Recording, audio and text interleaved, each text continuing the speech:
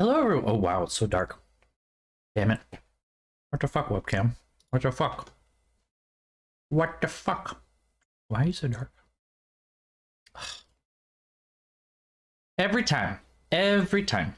Can't win. Because this software isn't working, and so it's not changing the exposure like it should. Why is it so dark? What the freaking hell? And it's so... I don't understand. Aha. Aha. Okay. Okay, and that's turned off. We're gonna give myself a little bit of a not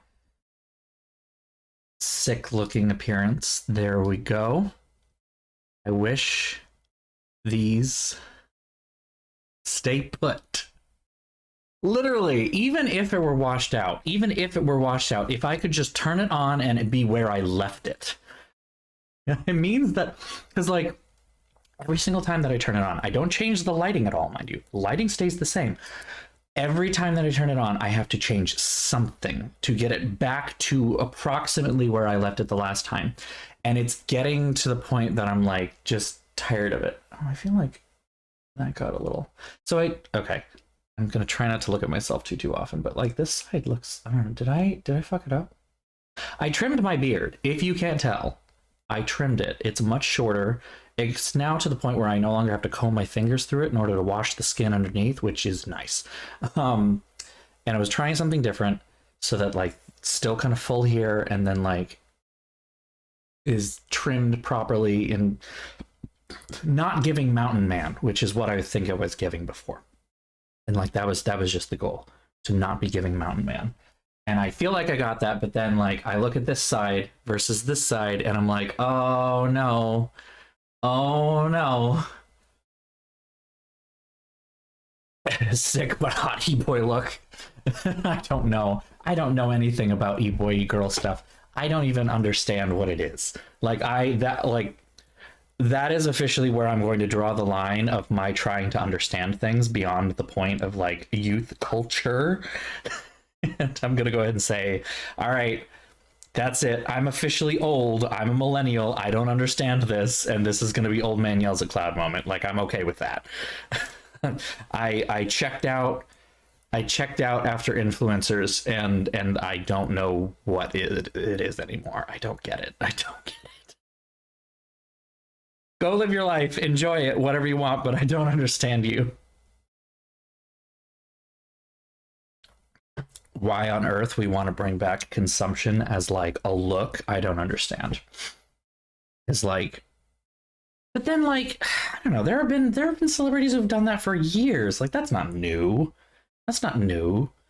Like, I mean, the one that's coming to mind is new, Timothy Chalamet. Like, he looks like he is a diseased, like, Victorian orphan wealthy child, like, you know, an orphan of a coal mining fortune from 1830, and he will faint kind of a deal, you know, like, oh. I don't know that I'd call Jenna Marbles an e-girl, though. Oh no, it's a Jenna Marbles video about e-girls. My mistake. No, I'm reading this now. Never mind. I reread the sentence. Comprehension. It's an amazing thing.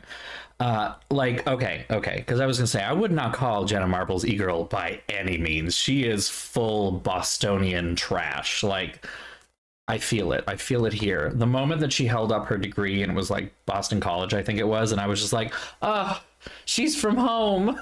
I think I was down in Georgia at the time, so I was like romanticizing literally anything that came out of the Northeast. So it's just like, I want to go back. I'm done. I'm done with this Southern shit. Okay, yeah, a makeover thing.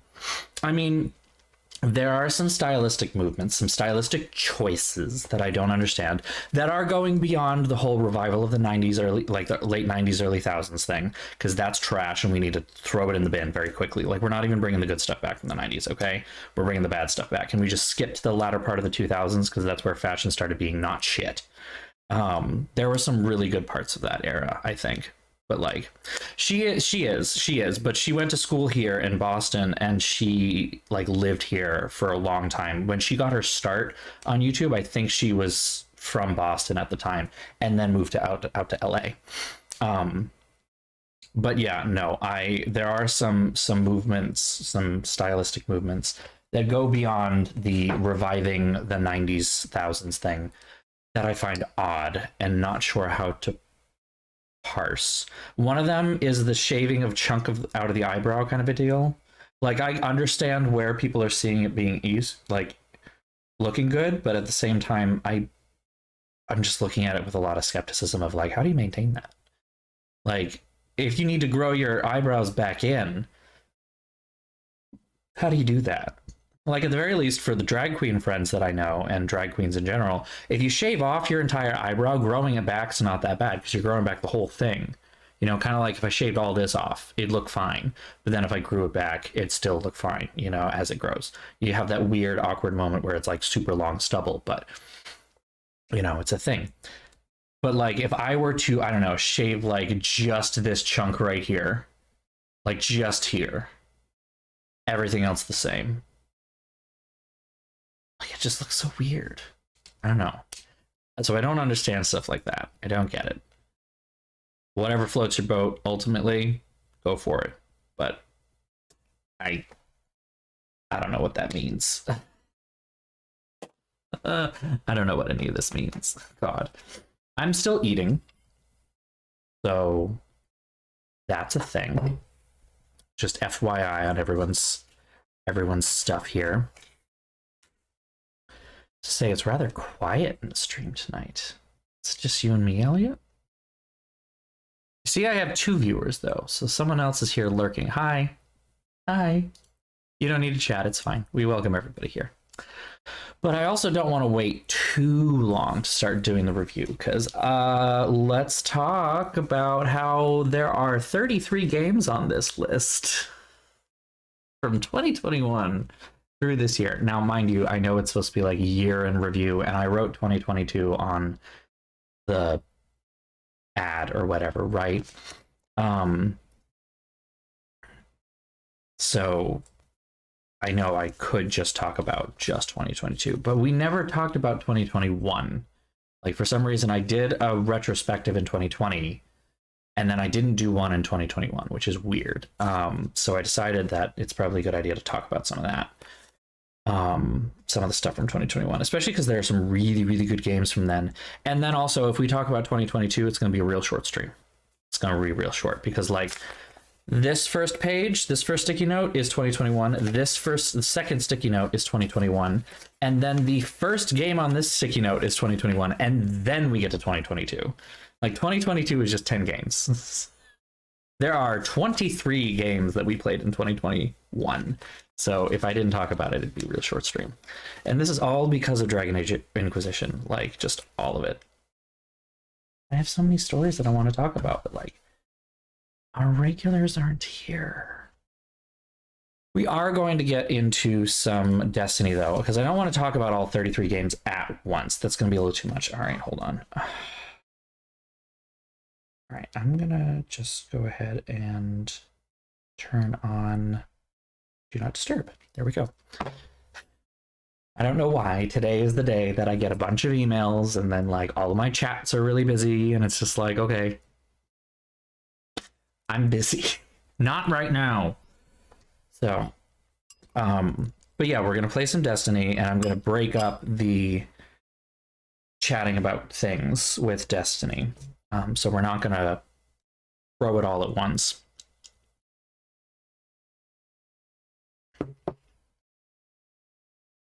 And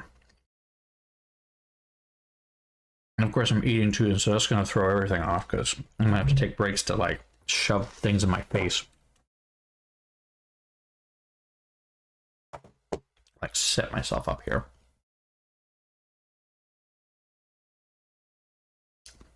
Okay. Who's that?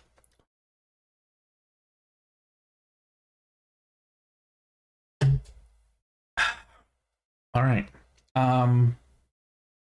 I guess we'll get started. I have like a story that I want to tell, but I don't know. It's kind of weird to not tell it in front of a group of people who I wanted to tell it to. Not that I don't love you all, but... Oh,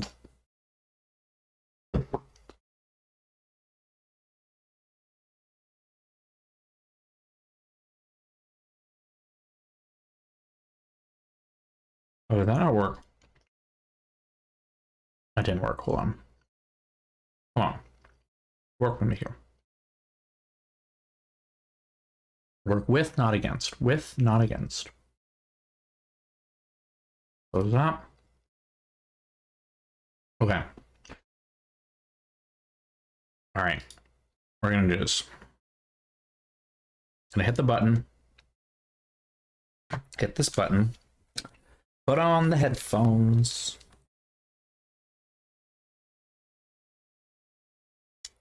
Wait for it to launch. It's taking its time. Sweet ass time. Come on.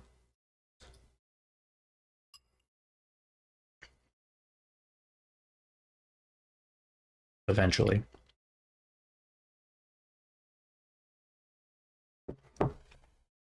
Maybe. There we go.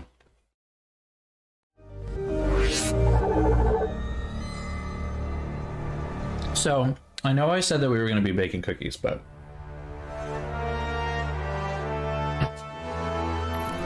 I actually finished baking the cookies yesterday. We do still have to bake some cookies, but like, it's going to be farming the cookies instead of baking new ones and finding different things, because I don't need that anymore. I literally played like a couple of games of one thing and then just like had enough to finish everything else I want to. Get on the fucking fork. Ah.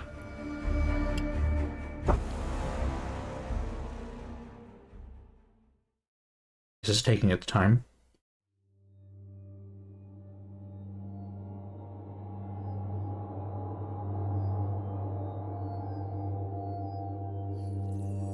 There we go.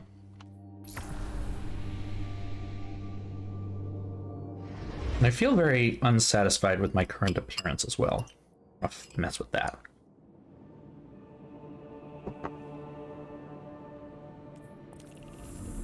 Okay. So what am I doing here, though? Because I need to complete more of these. So, like, purchase all 12 dawning upgrades. That's something that we just have to get. Why do I get more Dawning Spirit if the Dawning Spirit is what you use to buy things from Eve? That doesn't make sense. Okay.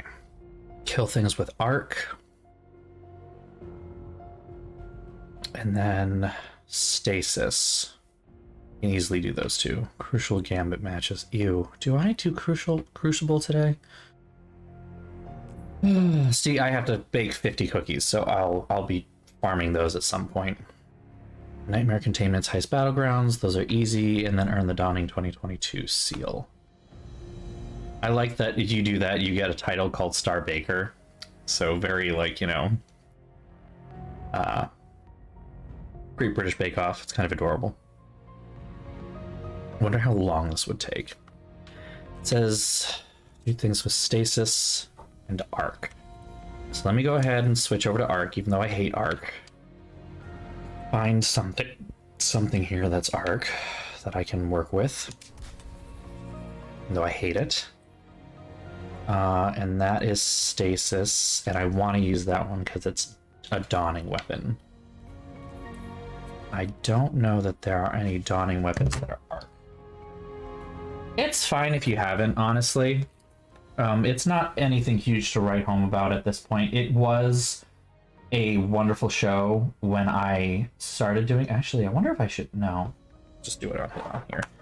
It was a wonderful show when I started watching it, but I was watching it when it was on Netflix and not live. So on Netflix and what?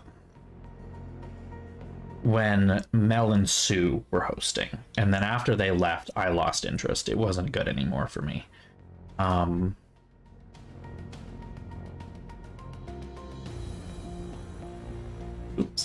Donning.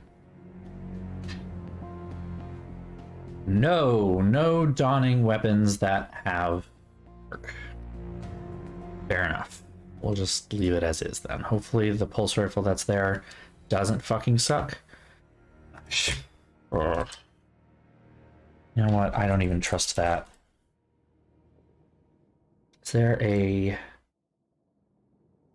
arc? Yeah, I do. Hold on.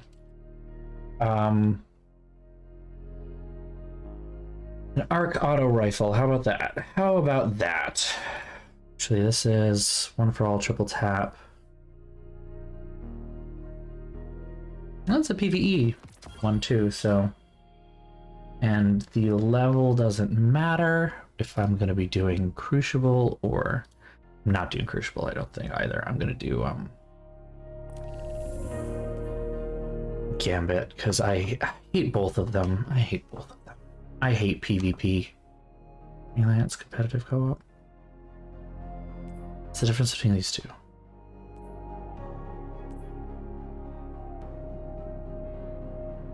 Wait, what's the difference?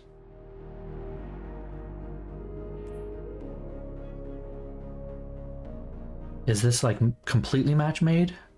And then, wait, I don't know. I've not played this in such a long time. Oh my god.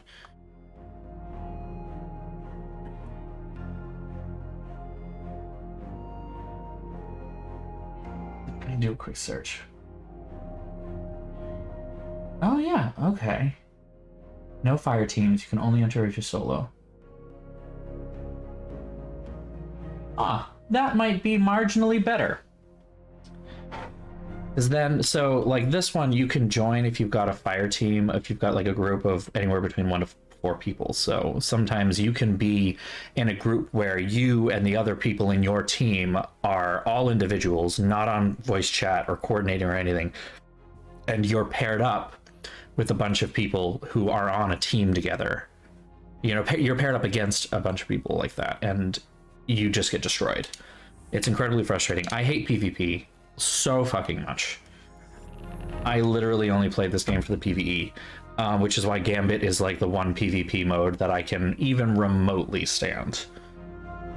And even then, I do not like it. Oh, fuck.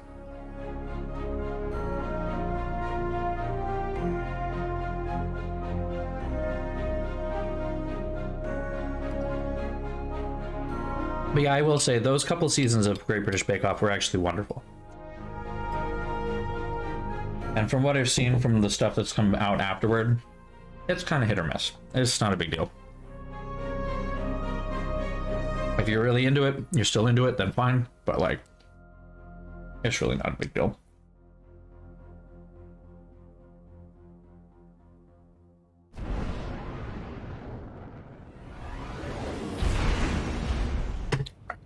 I also want to warn you all that I suck at this. Alright, maybe not totally suck. Like, I get the basic concept, but like, I am not good at PvP at all. I don't have a good PvP build. Even the PvE element of this is kind of awful. I don't know, it's just gonna be a rough time. We're here. You get the thingy that just says complete matches. If I win, it goes faster, but... All right, Mavericks. Ready to see what you're fighting today? I also hate this guy. Scorn approaching. Oh, gross. I hate fighting Scorn. Time to bang knuckles. Why couldn't it have been Fallen? But when it comes to the Scorn, bring an extra gun, just in case. Like, why couldn't it have been Fallen? Transmat. Okay. Give me those moats, and I'll make you rich, sister. I promise. What if I don't want to be rich and I want to just not have to do this again?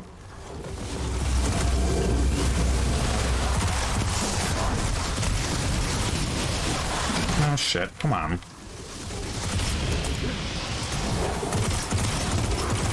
Incoming hostiles at the ring.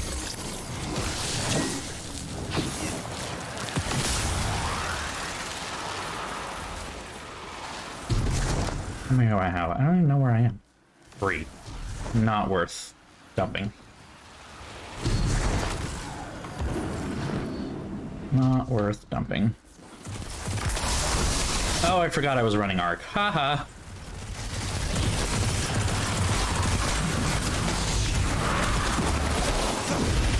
To say, is that gonna do anything or? Oop, I'm dying.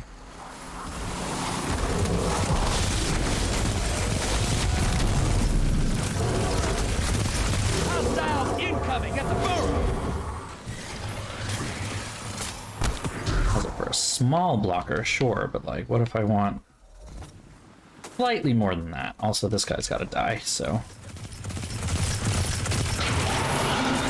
There we go. Medium blockers are usually a little easier to deal with. Up on the enemy side. Good.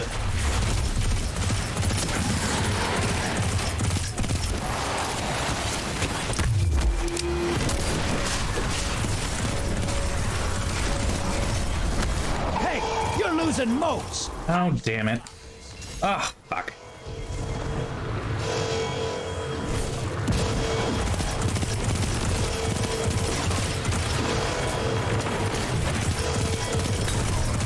Value target.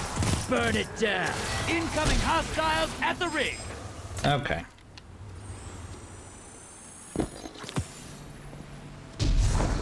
Already a good start. Already a good start. Where is my team? Portal's up. Go take him out. Someone want to help me with this guy before he kills me, please and thank you? Where is everyone?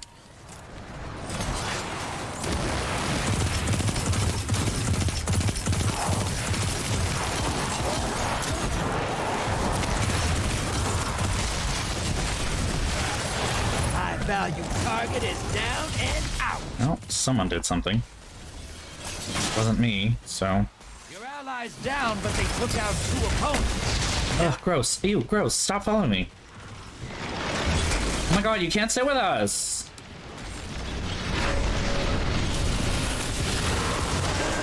Ugh, and there's a fun guy there. Deposit moats and get out of the way so that no one's here. I don't like invader time. Oop.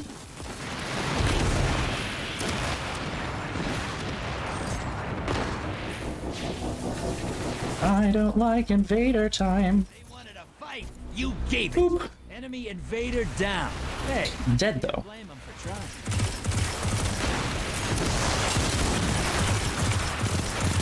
Oh my god, I hate scoring so much.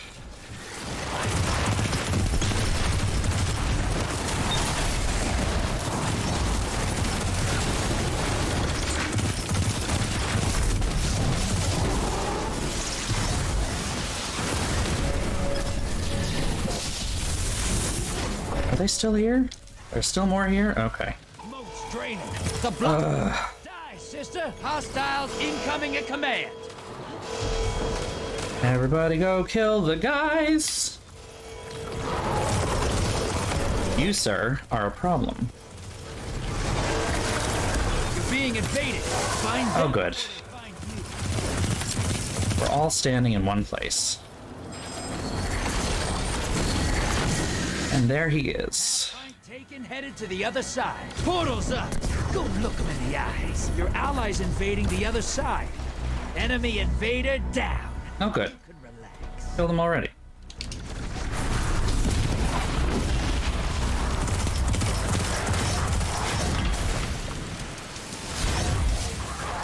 Can we relax, though? You know? Nothing about this game is relaxing. Let's be honest. Summon that primeval.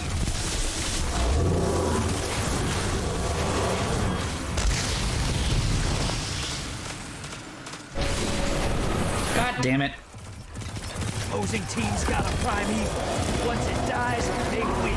Well, guess what? So do we. Boop! Not out of this yet. Kill that primeval. Portal's up. Everybody get on the point and kill the guys. Ugh. There they are. Wow, they spawn all the way over there. Since when does that is that a thing? Can we not throw me off the side? What the shit? This is gonna be a good game. Allies invading the other side. Invader inbound. Hunt. It just respawned. Can we not? Oh, wait. Are they behind me? No. Your friends down. Fuck. Coming back to your side. Enemy invader down. Hey, you can't blame them for trying. Well, that's not a good start. Alright. Why did that not...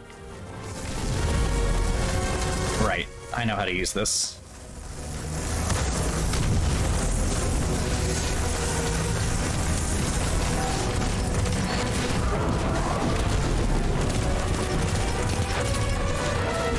Oh, what? Ah, I forgot. I don't have any heavy ammo because... Game. Right. Again, and the same guy, and he's good. Fuck. Can you not hit me? How about that? How about not? Why am I so floaty? And where the fuck is the heavy ammo? It was right here. Oh, good. Yeah, we're losing this one. Enemy invader down. Hey, you can't blame them for trying. Can literally anyone else fight this besides me? Like, I am the only one doing damage. Is there no one else on my team? Oh my god, I hate this game so much. No, there are people. I don't know where they are, though. Enemy team's about to win this. Yeah, we just lost. I got a call. Enemy team melted their friend. Okay. Okay, so yeah, we didn't even, like, have a fucking chance. What the fuck was that? Cool. Cool. Well. Now you know why I don't like this mode. How many of these do I have to do in order to fucking finish this? Excuse me. Can we open the director, please? Come on. Stop changing the fucking screen behind me. Let me look at this. God. 10%. 10% for a loss. We're gonna be here like all night. Hate these so much.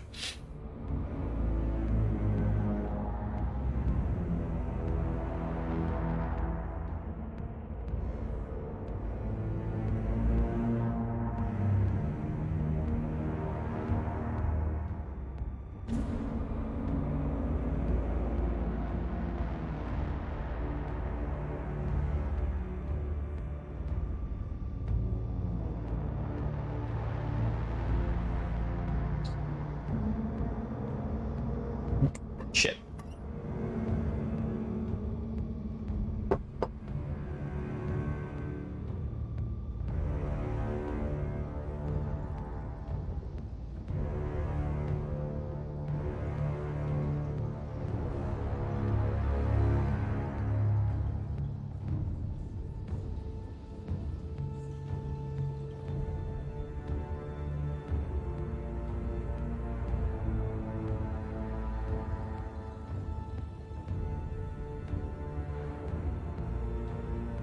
Gonna take a while, isn't it?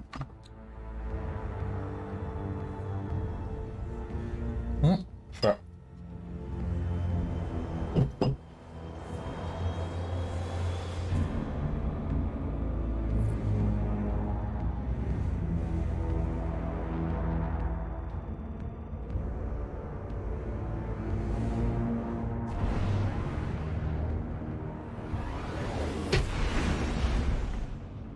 Already almost out of that can of Dr. Pepper. That is a problem. I have to do this again. Damn it. Ugh. Ow. Ugh. Well, that's okay. Welcome, welcome, though. I was mostly just worried because it's very unlike everyone who normally watches me to just not be here. It made me concerned. Ugh. Of course, you're watching me get angry. This fucking loser. Ding, ding, ding, ding. Score! I hate him so much. I hate him so much. Welcome aboard. You'd think we'd have run out of scorn by now. How are they breathing? Oh, okay. How am I doing in the other things too, by the way? I suppose I should be tracking those, huh? Give me 1 second. Take the moats and bank them. Track. Track. Also... no. What? Stasis. That's the one I wanted. Arc. Okay. My bad.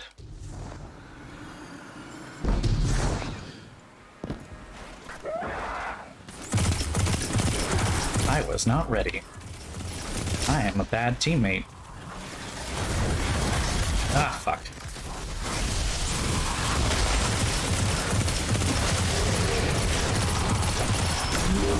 Ah! Explosions. But ones that hit me and I don't like it. I have 6. I only have 6. How do I only have 6? I've run over so many.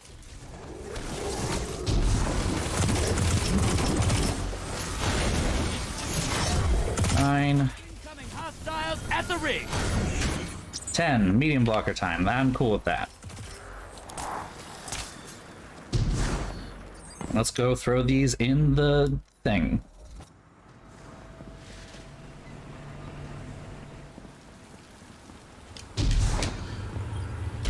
And we've got someone who's just standing here. That's always a good time. I love playing with 3 teammates in a 4-person game. Always a good start. Always a good start. Ooh, okay. Don't have that ability up. I should have paid attention to that. And there they are.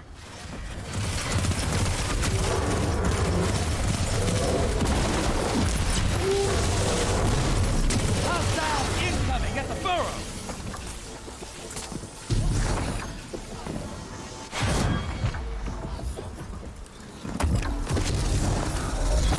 Guy is just standing there and somehow not getting hit either. Very confused by that.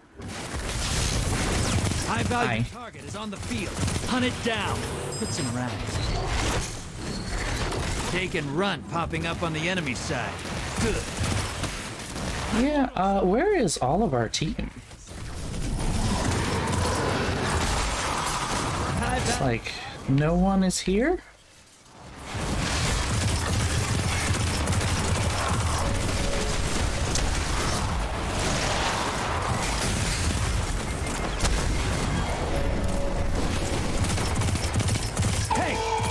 Ugh.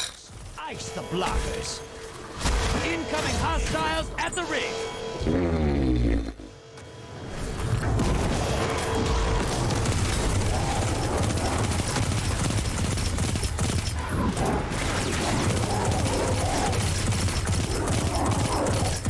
Come on.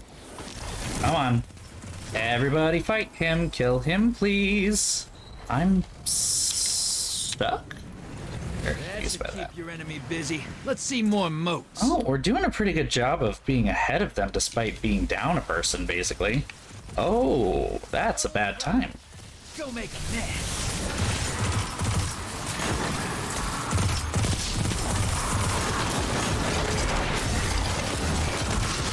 Gross. There we go.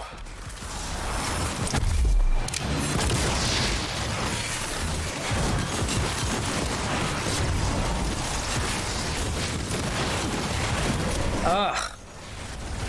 Hey, your team has enough to pull a primeval.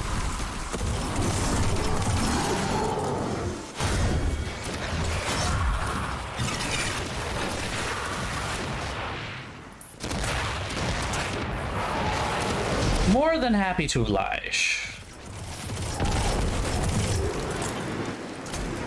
Hostiles incoming at command. Just kill. Thank you. Primeval's up. Target the envoys. Okay. Let's move out of the way and.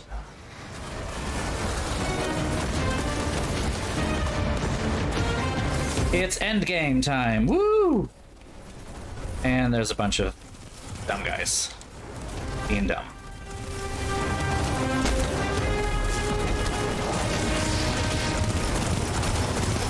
Envoys eliminate. Focus on the prime evil. I'm gonna go get some heavy ammo.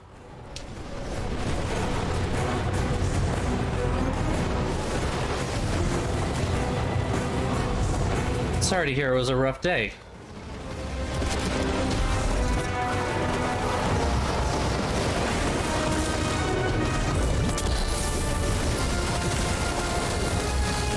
Burn it down, burn it down, burn it, burn it, burn it down. What do you mean immune? Fuck.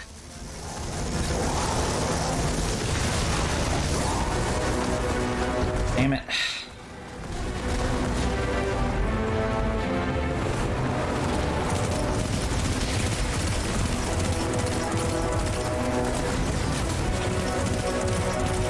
Opposing team's got a prime evil. Kill yours now. You gain the lead. Yeah, we've been in the lead for a while, sweetheart. Alright.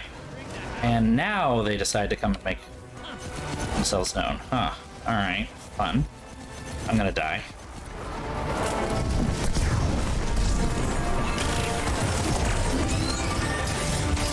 Fuck! Really? Oh, that didn't go well.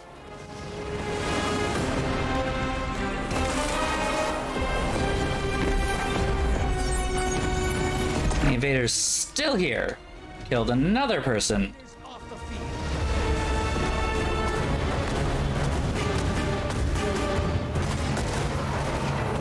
Oh, alright, too late.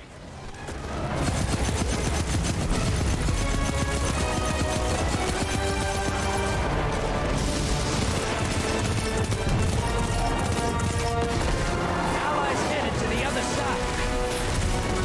And damn it, of course I pulled my fucking thing right when they... Damn it. Where are they?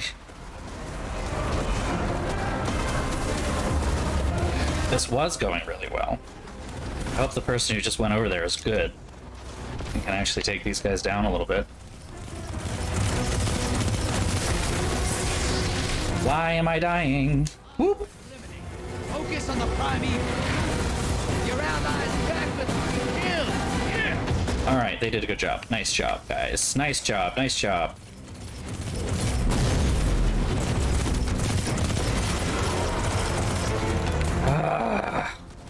Where are they?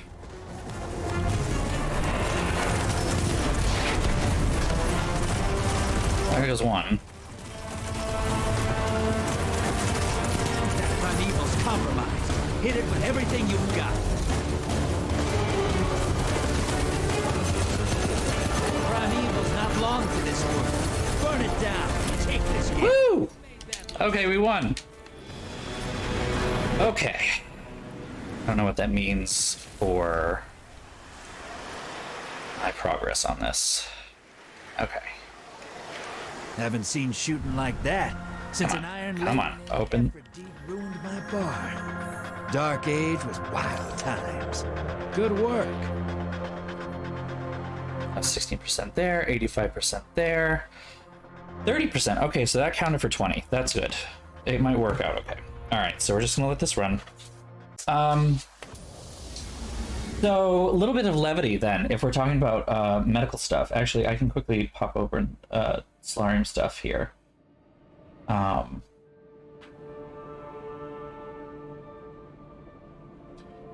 That's really good. Okay, I'm not going to reveal anything of what you said, but it sounds like this is really, really good stuff. I'm glad. Yeah, vindication. I can feel that. I can feel that. I mean, I don't know exactly what you feel like, but certainly, you know, on like the trans care side of things, it's nice to have someone who knows what who knows what they're talking about and actually listens to some degree. It's nice to at least know that someone is actually doing that, and I've been really lucky with my providers. That being said, while we have a couple moments before I start the next game of this,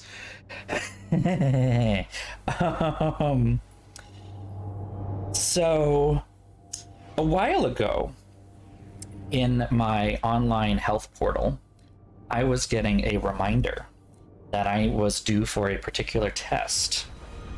that I cannot have. Like I just not physically possible. And it's been persistent, it's been annoying, it's been persistent, and I've just decided I'm gonna just ignore it, right?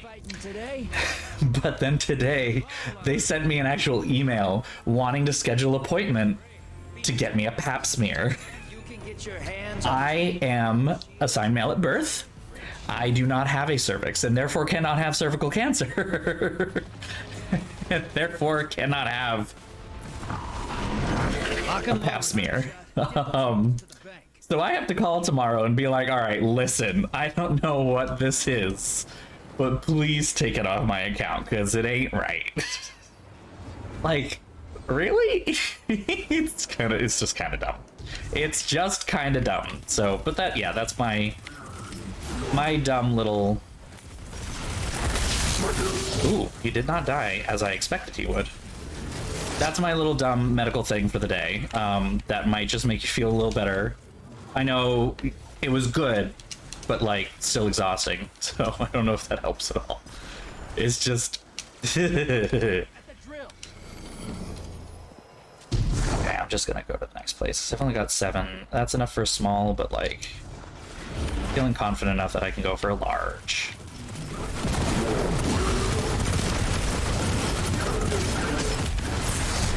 Woo! I said I was feeling confident, and yet I lost 9 motes. I got too cocky.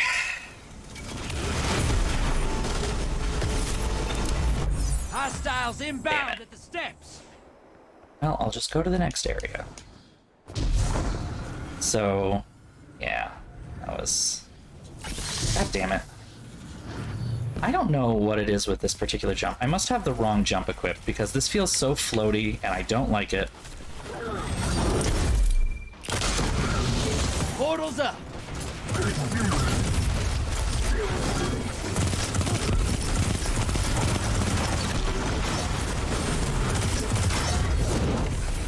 Your allies invading the other side. On what? Watch it! You're shedding motes! Oh, good. Why am I always reloading this gun? I don't like that. I don't like that.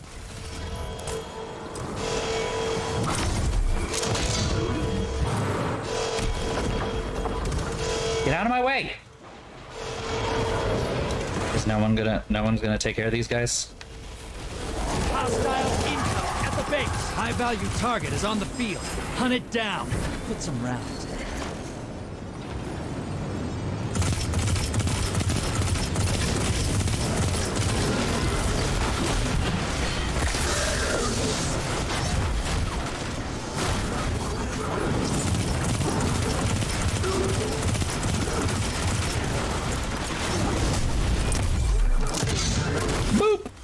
Let me get out of here before I have a problem. Especially because I am dying. Dying! I have enough for a large, so let's go just bank them.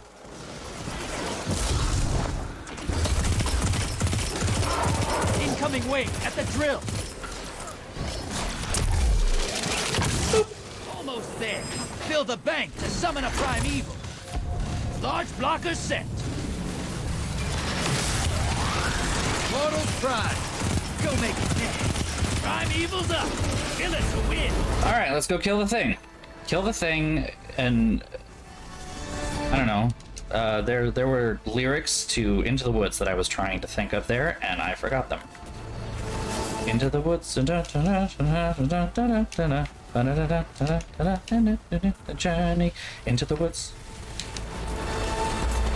Into the woods, into the woods, into the woods and out of the wood, and home before dark. Bomb. Primeval compromised. Take it out.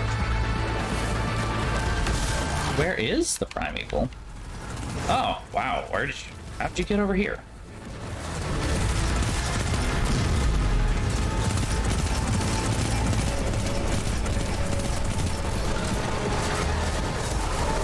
We're about to be invaded, I'm pretty sure.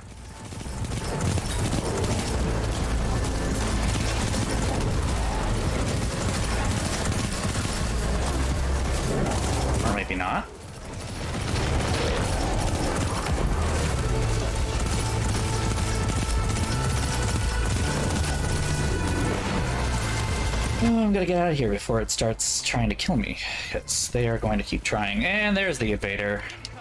Opposing team has a primeval. Fuck! You're in the lead. Convoys 8. Now devour that primeval.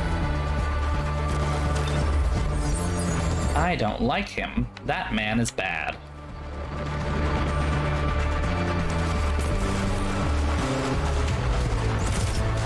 They wanted a fight. You gave it to them. Enemy invader death.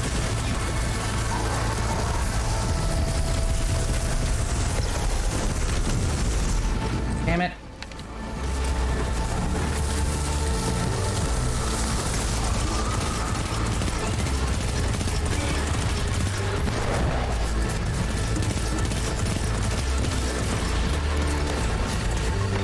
Okay, let's go kill these guys again. 42 seconds. Okay, never mind. Ooh, don't fall. Burn it down. Compromised. Kick this guy's ass. Excuse me, sir. Have some grenades. We're gonna win. We're gonna make it happen. We're gonna make this happen. Come on, come on, come on, come on, come on, come on. Finish it. Come on, everybody, come on. We got this. And we win. Woo! Okay. So that was fun story number 1. Now that we've got a little bit more time, I got fun story number 2.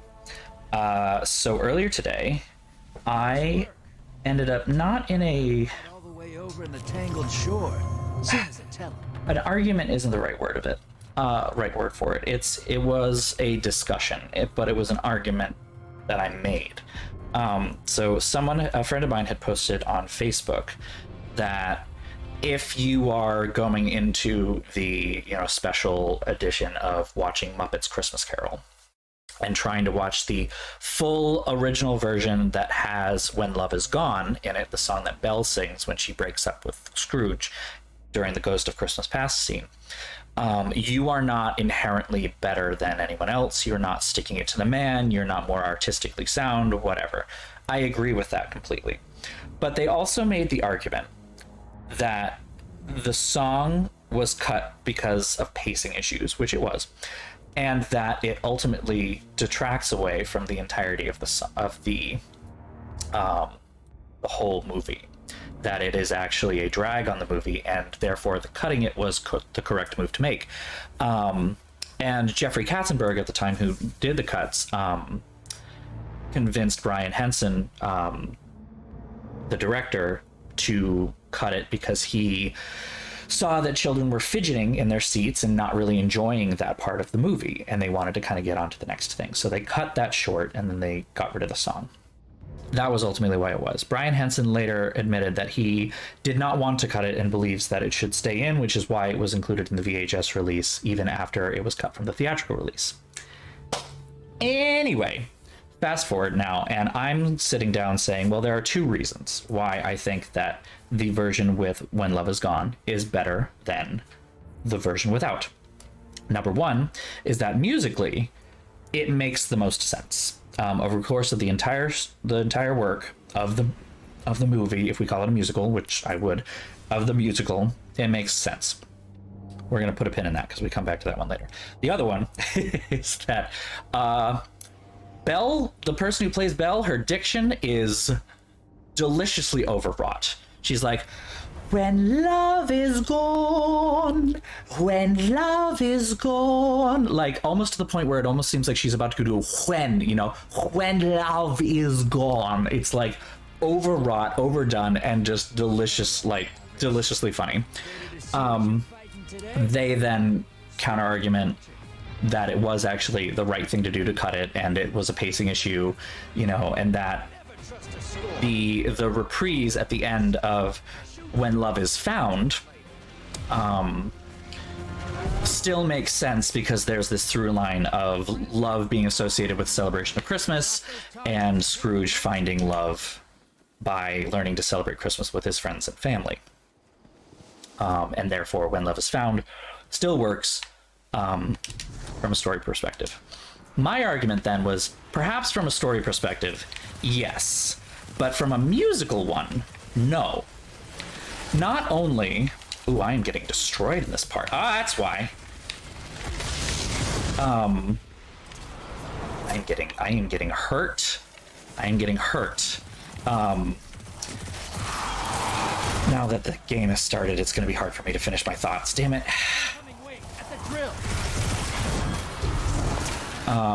So musically, the overture. If we start with the overture, When Love Is Gone, the song When Love Is Gone, gets about half the overture. You know, it is a traditional musical overture in that it is meant to have a little bit of every major song in the musical. And so it had like half of the musical, half of the overture is When Love Is Gone. Like, that's no small part. It's a big part of the overture. And then, you know, it's supposed to exist in the moment that it happens when Belle sings it to her, to Scrooge. And, oh, damn. So, you know, it's supposed to happen in that moment. That's the major time that When Love Is Gone and the musical motifs that make up the song happen in the movie, in the musical. It's a 4-minute long scene. You know, it's a full Arioso moment. Fucking die! God. You asshole! Get out of here. Dickbag. So yeah, it's a full musical moment in the musical, and, you know, it's a full Arioso part. I am so distracted by this game right now. It's not helping. And they just dumped a bunch of people at us. The blockers must die, sister! Give me a second to focus on this.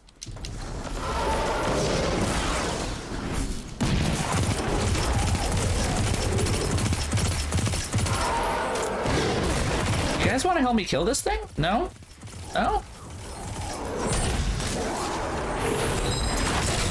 Okay, as I was saying, When Love Is Gone, when it happens in the show at the time that it's supposed to happen, it is a major musical moment.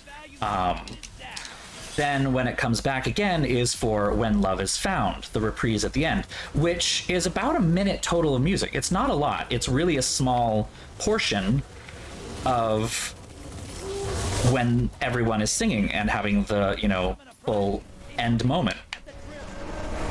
Invader on the field. And there's an invader. Good. The blockers must die, sister. Well, we got rid of that at least. I don't know where they are. I have a bunch of fucking moats.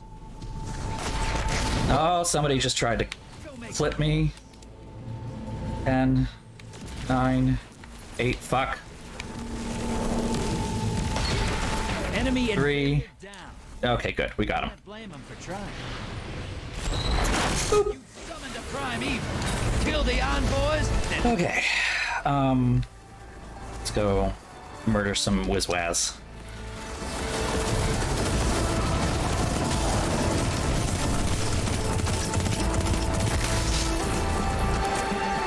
Ugh, of course I have to do that right now. Take it out. So When Love Is Found, when it comes back at the end, is only about a minute of music. Another invader? Wow, we really literally just, like, I guess focus on killing that guy first. Oh, nice. All right. Too late.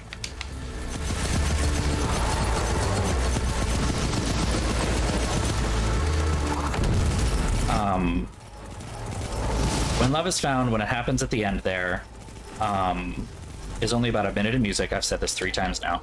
I'm trying. Lord, I am trying. Ooh, everyone's right here. Okay.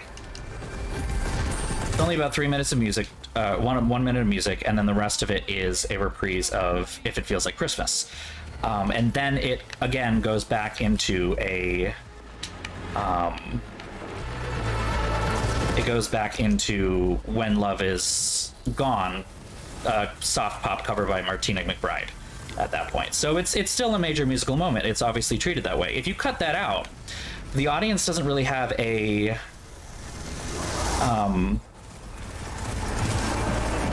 Vader inbound. the audience doesn't really have a touch point musically. Ugh, I died. The audience doesn't have a touch point musically because they haven't been exposed to the entire track. So ultimately you end up with, you know, a musically confused audience at least. So that's just my thing. I used like my entire music degree to make this happen, and obviously my brain cells are very divided right now by trying to explain this. But I wanted to get one more fun story out of the way before we started talking about games that we have already played. Because we're going to do that as soon as I'm done here.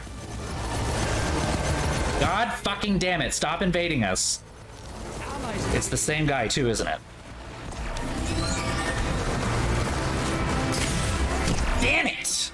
That guy is too good, I don't like him.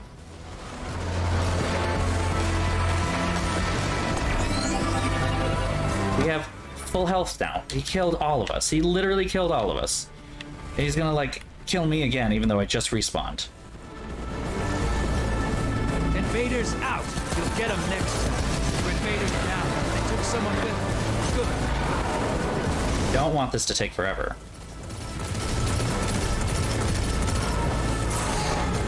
Oh my god, why am I the target of the day? Like, and where is... Why? Okay, people are actually doing things now. I just don't want to be doing this for this much longer. I want this to go quickly so that we can stop and not have to do this. But I'm not going to have an opportunity to do this outside of, like, tomorrow. Please leave me alone, please leave me alone, please leave me alone. Allies headed to the other side.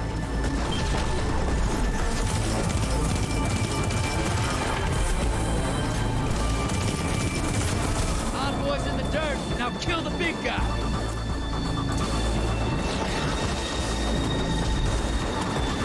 Your invaders down, but they secured 2 kills. Decent work.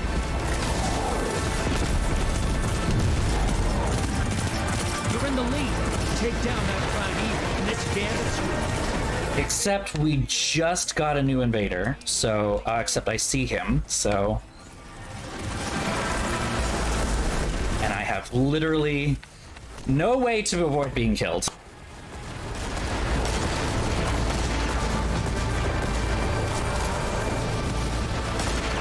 I hate PvP so fucking much. Allies invading.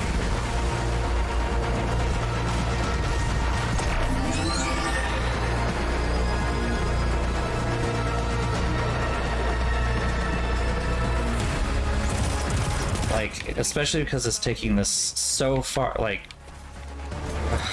Allies down. Pulling them back. Damn it, we're gonna lose. Which ultimately means we had the lead here, guys! Damn it! They just had one player that was just that fucking good. I'm gonna die.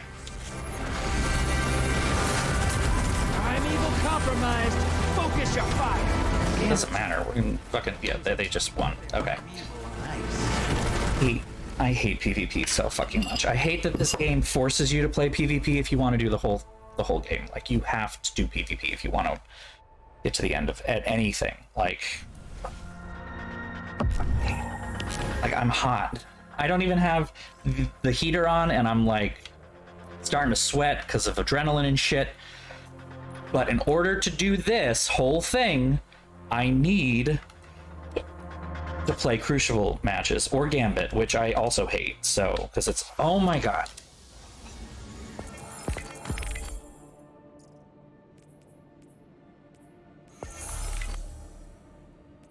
Okay. Deep breath. Deep breath. Just gonna grab these things, and then we'll talk about the first game on our list. So we got a little bit of time. So, first game on our list, I've got 33 games. We're going to start in the beginning of 2021. Really, the first game that we played in 2021 was Black Sad. And we kind of already went over Black Sad, but we went over it during the 2020 retrospective. But we were also in the middle of playing Black Sad. So I guess I could start with Black Sad, make it 34. And yeah, I can honestly say that Black Sad was a narratively great experience. I wish the controls were better. Tugboat. He's the tugboat cat. Like, it's literally infamous that, like, almost 2 years later at this point, that is the thing that stands out to me the most. I cannot tell you exactly what went down in the story, even though I remember it was very good. It was a very good noir. But I can remember how fucking annoying it was to move him around. And I can also remember all the technological issues we had. Like, that game was so poorly optimized. It was tanking my GPU. And, like, we had numerous crashes, not only of the stream, but my entire computer blue screened to death, like, several times trying to play it. Like, whoa bad. Whoa bad. It was Tugboat Murder Furries. Like, yeah. Oh, God. Yes, it was so bad. It was so frustrating. The Cadillac detective. I guess the next one, we can talk about the next one here. No, I don't want to do that. I'm going to talk about the one after that because I want to give time to the one beforehand and talk about Call of the Sea really quick. Call of the Sea, if you guys remember, was kind of like the sort of Lovecraftian Cadillac. Oh my god. Oh, that's good. That's good though. That's nice. I appreciate that. Thank you. Thank you. Oh my god, hi. I don't like you, sir. Sir. Oh! Okay. So I'm dying. They're on top of me, apparently. Thank you. I suck at this. Where are they? Okay. Call of the Sea. Kind of Lovecraftian walking simulator, right? Like, interesting puzzles. I liked the puzzles. I remember that. I remember hating the story. I hated it a lot, actually. Like, a lot.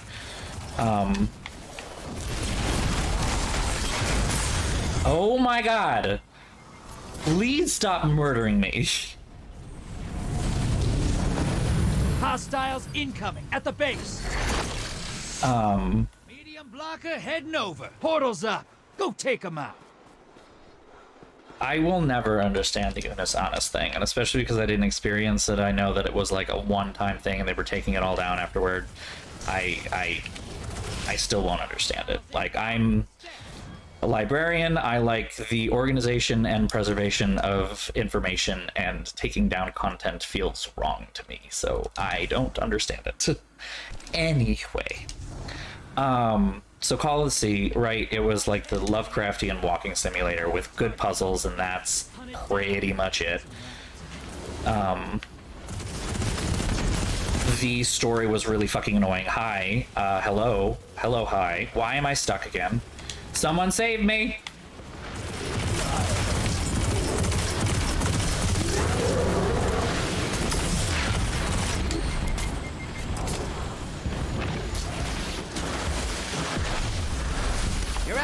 I don't even have. I like that person's username is literally just their Twitch.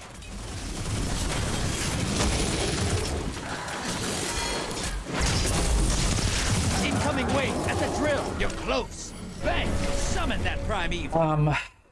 Yeah, I did not really enjoy Call of the Sea. I thought it was dumb at the end. It just, the end and the story frustrated me so much. Go say hello. Sending medium blocker. Your allies invading the other side. Someone want to... There we go. I was gonna say, let's just finish this up. Over there.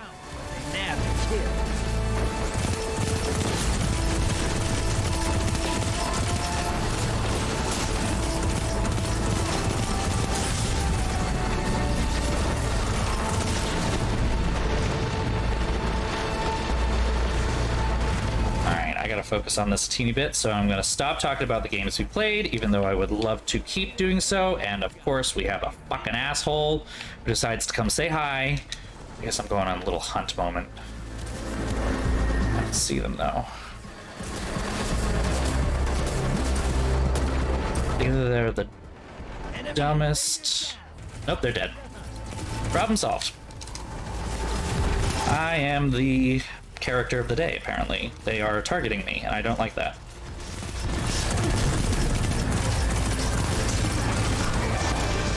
I mean, I get the idea of it being temporary and ending. Like, I get it. It's just not for me, ultimately. Like, that's the takeaway that I ended up having with it. Like, it's just not for me.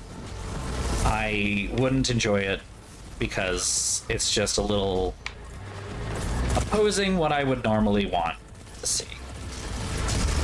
Not to mention, I just don't have any connection with those particular... Watch your back. That primeval's compromised. Hit it with every... I don't have any connection with those particular,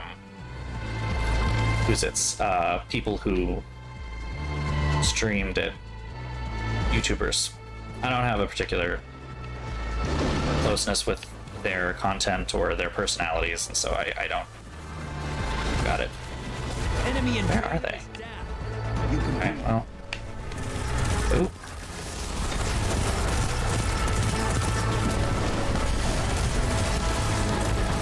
Primeval compromised. Burn it down. Okay, let's go hit the thing.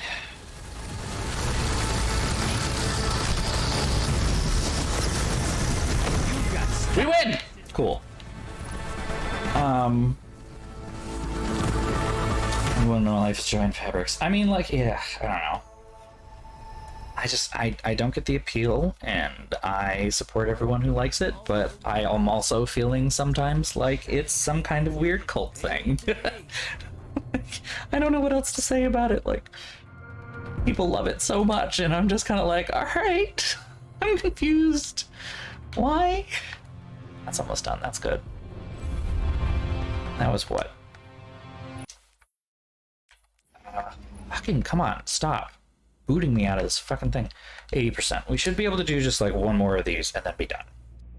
Thank God. So the next one I want to talk about while we have a little bit of time. So I want to actually devote a little bit of like mental energy toward talking about this is Outer Wilds. So, because Outer Wilds was so good.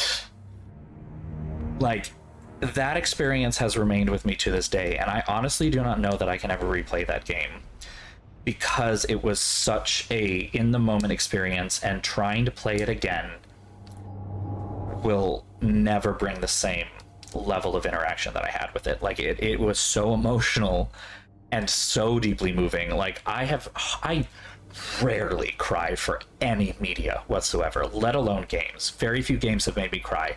The last one that I can remember making me cry was Life is Strange, where I got to the last choice at the end and I had to like go for a walk and walk away for an hour because I was just like so upset. Outer Wilds broke me in the same way. Like, it was so existential and just like beautiful. Bring a sword. I know they came out with a DLC too, and I've been told that it's excellent, but I've also been told that it's a horror-based DLC, and I have no desire to do that. It's more stuff in the Dark Bramble, and I'm like, the Dark Bramble was my least favorite part of that whole game, easily. So, just like, such a moving experience. So good. It literally is one of those games that I wish I could go back and play again. Like, that's how it felt. Just, I wish I could play it again.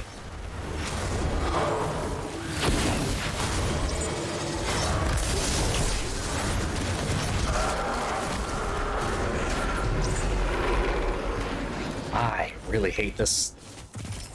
Hostiles incoming at command. I hate this. This jump, this fly thing. Ugh, already?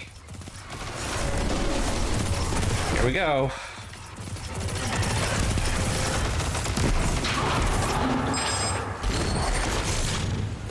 Here, have some blockers.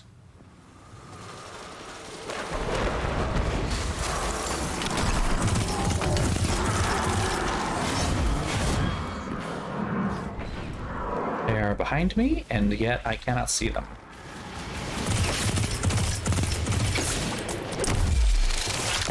I hate this gun.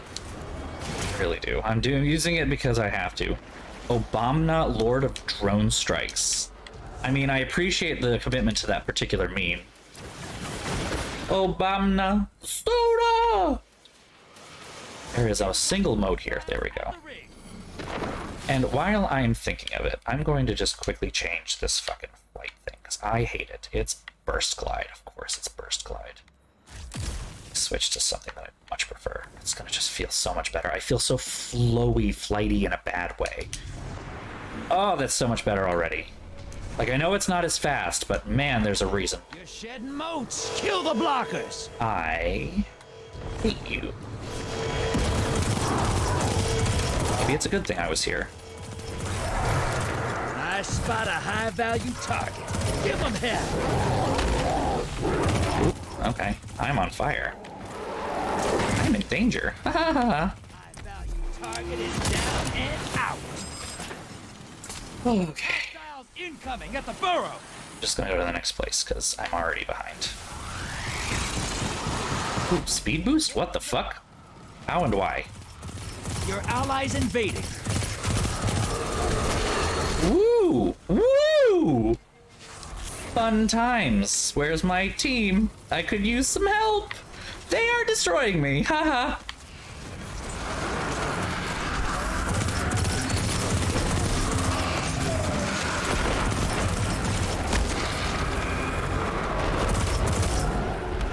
Oh, nope, nope, nope, nope, nobody, nope.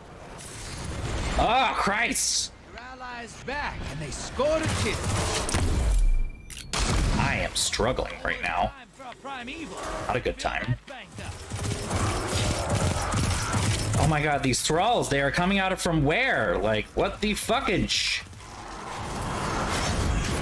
Alright, I'm just gonna run and... ah, fuck. Watch it. You're shedding moats. Kill the blockers. Incoming hostiles. God damn it. This is not good. This is not good. This is bad. This is not good. Come on, die already. Die! Damn it. Thank you, Christ.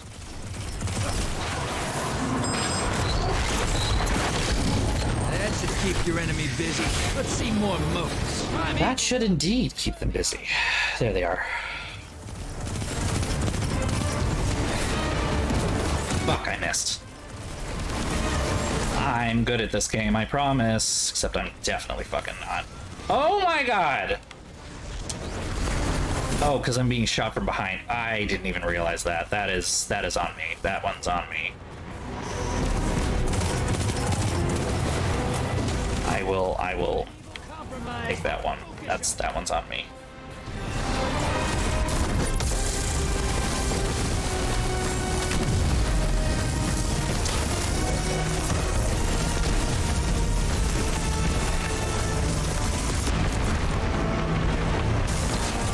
Damn it.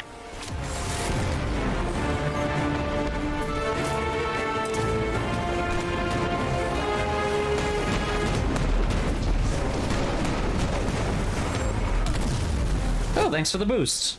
Actually helpful. And there's a friend here. Your enemy called up a primeval. Finish this before they do. You gained the lead.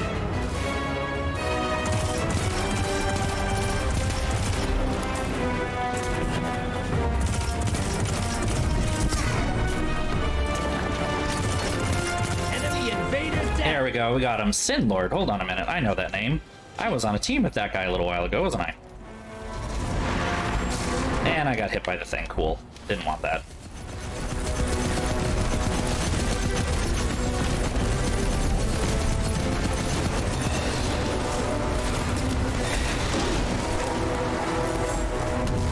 Alright, where are they spawning? Okay.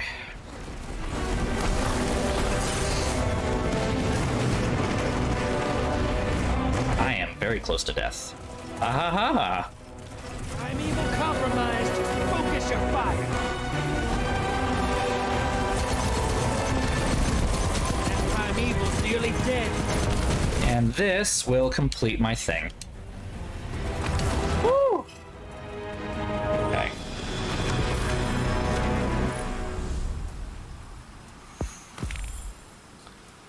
I think we're done with that. Yep, seasonal challenge completed, I think.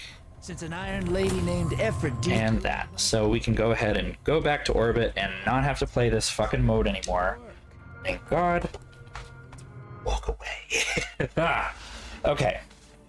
So now that we have taken a little break, let's talk about some more, and I can finish this food because it's been sitting here for a little too long. So we talked about Call of the Sea being, you know, Lovecraftian and a bit of a mess. So let's talk about the real Lovecraftian mess that happened in 2021. Sherlock Holmes Awakened. I remember playing that game as a kid. Like, I played it when I was younger. I played through the whole thing, I remember. Specifically, I got through the whole thing. It's supposed to be like Sherlock Holmes, but horror. It was fun to a degree, but, you know, it's horror, and I hate horror. But I was willing to play through it because I was like, you know, we played Secret of the Silver Earring. We tried to play the Mummy one, The Curse of the Mummy or whatever it was, and I just could not finish that one because that was fucking trash. But then Curse of the Secret of the Silver Earring was like loads of fun. I really enjoyed that. That one was the one with the dog sneaking, was Secret of the Silver Earring. It was annoying, but it was like an exception to the rule. Sherlock Holmes Awakened is the one that when we got to the asylum in Switzerland, I just stopped. I just stopped because it crashed every single time. If it didn't crash, what happened was I couldn't save. Like, there was some weird bug that kept happening no matter how many times I tried to do it, and it was just a fundamentally broken game. So I just said, I can't do this anymore. I'm too annoyed. Let's move on.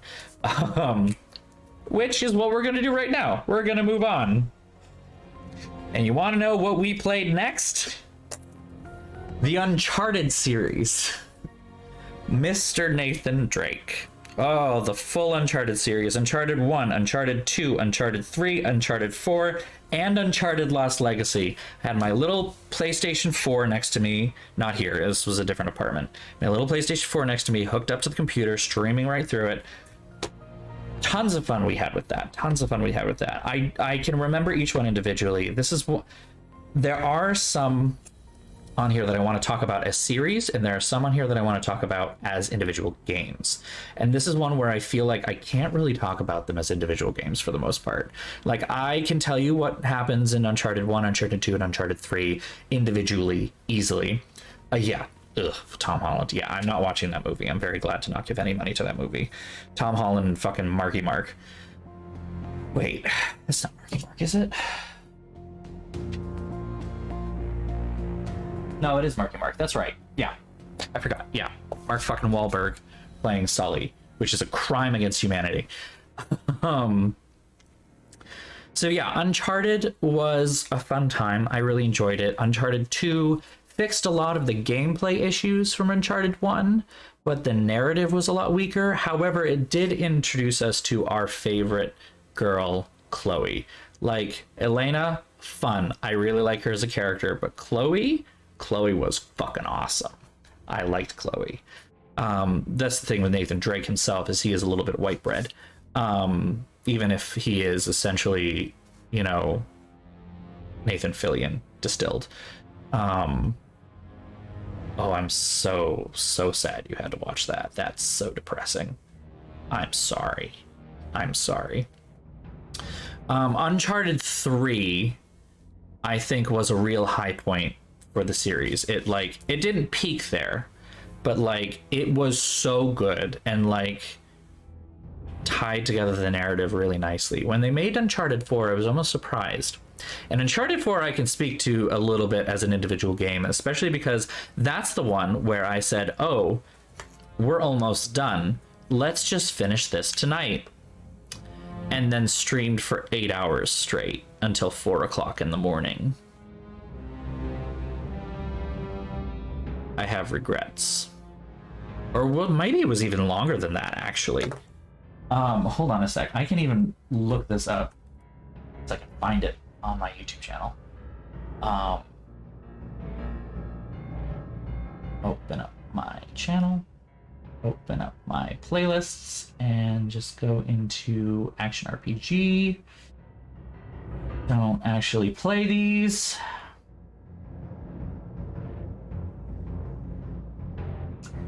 The longest Uncharted video I have here is, yeah, an 8-hour, 40-minute long Uncharted 4.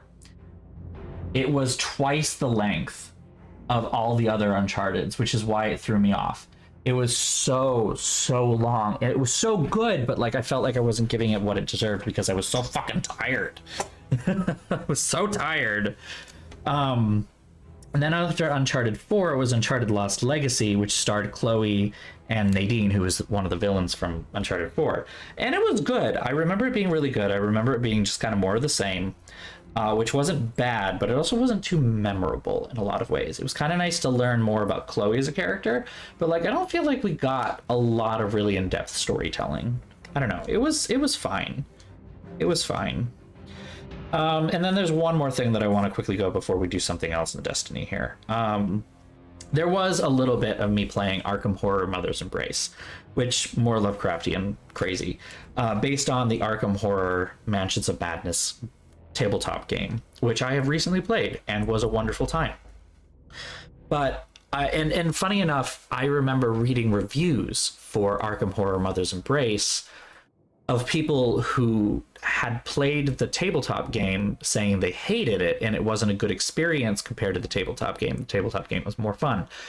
I actually found the tabletop game to be very reminiscent of this. Like, I felt like it did probably inform it, and maybe it's just the order that I played the games in, but I enjoyed both. I had a really good time with Arkham Horror Mother's Embrace. I didn't finish the game on stream. I only did putting myself into full face makeup one day, playing some of Arkham Horror, and then I finished the game off screen.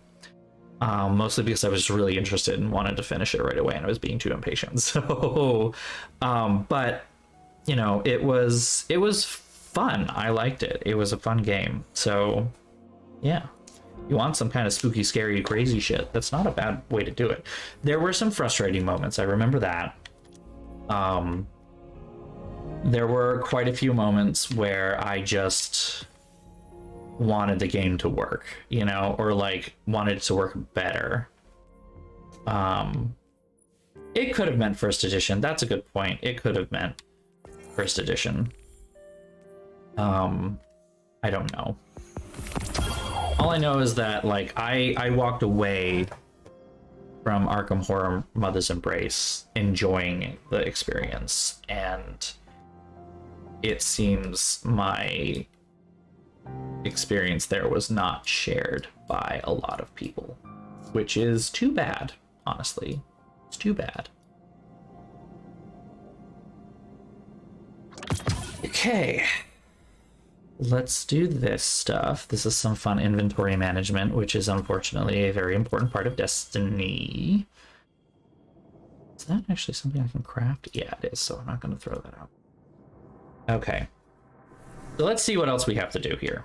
Actually, let's take a look at the 1581. Ooh, but that's a Skull of Dire Armkara with not great stats. So I might just smash it in anyway. We'll hold on to it though for now. There's no real reason to go crazy. That's terrible. So absolutely destroy that. 1581, 1582, depends on how good that is. Also not good. So, like, if I...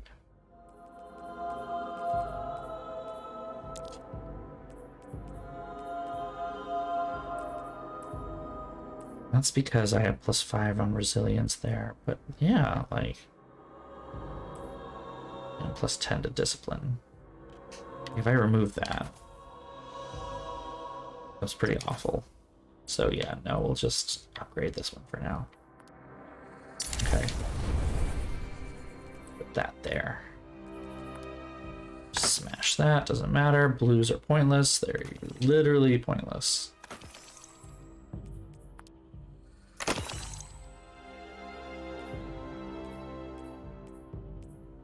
I'm gonna smash both these two. Up over here. I don't like any of these.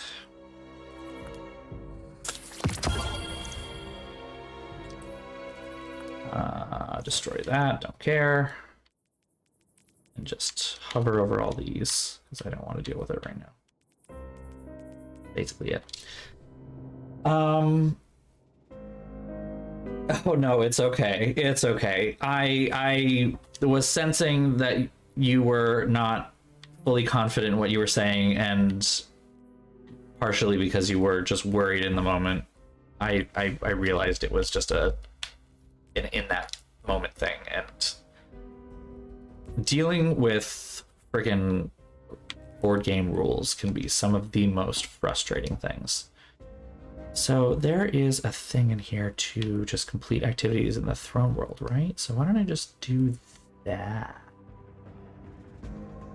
Although we need to bake cookies, so let's bake some cookies. How about that?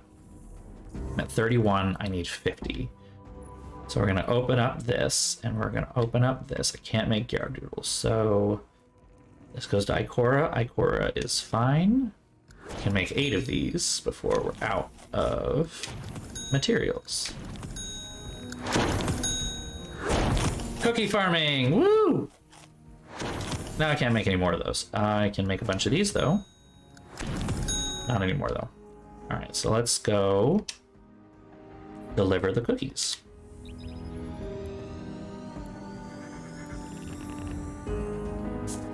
I'm trying to wait to talk about the next game on this list because it's a big fucking deal.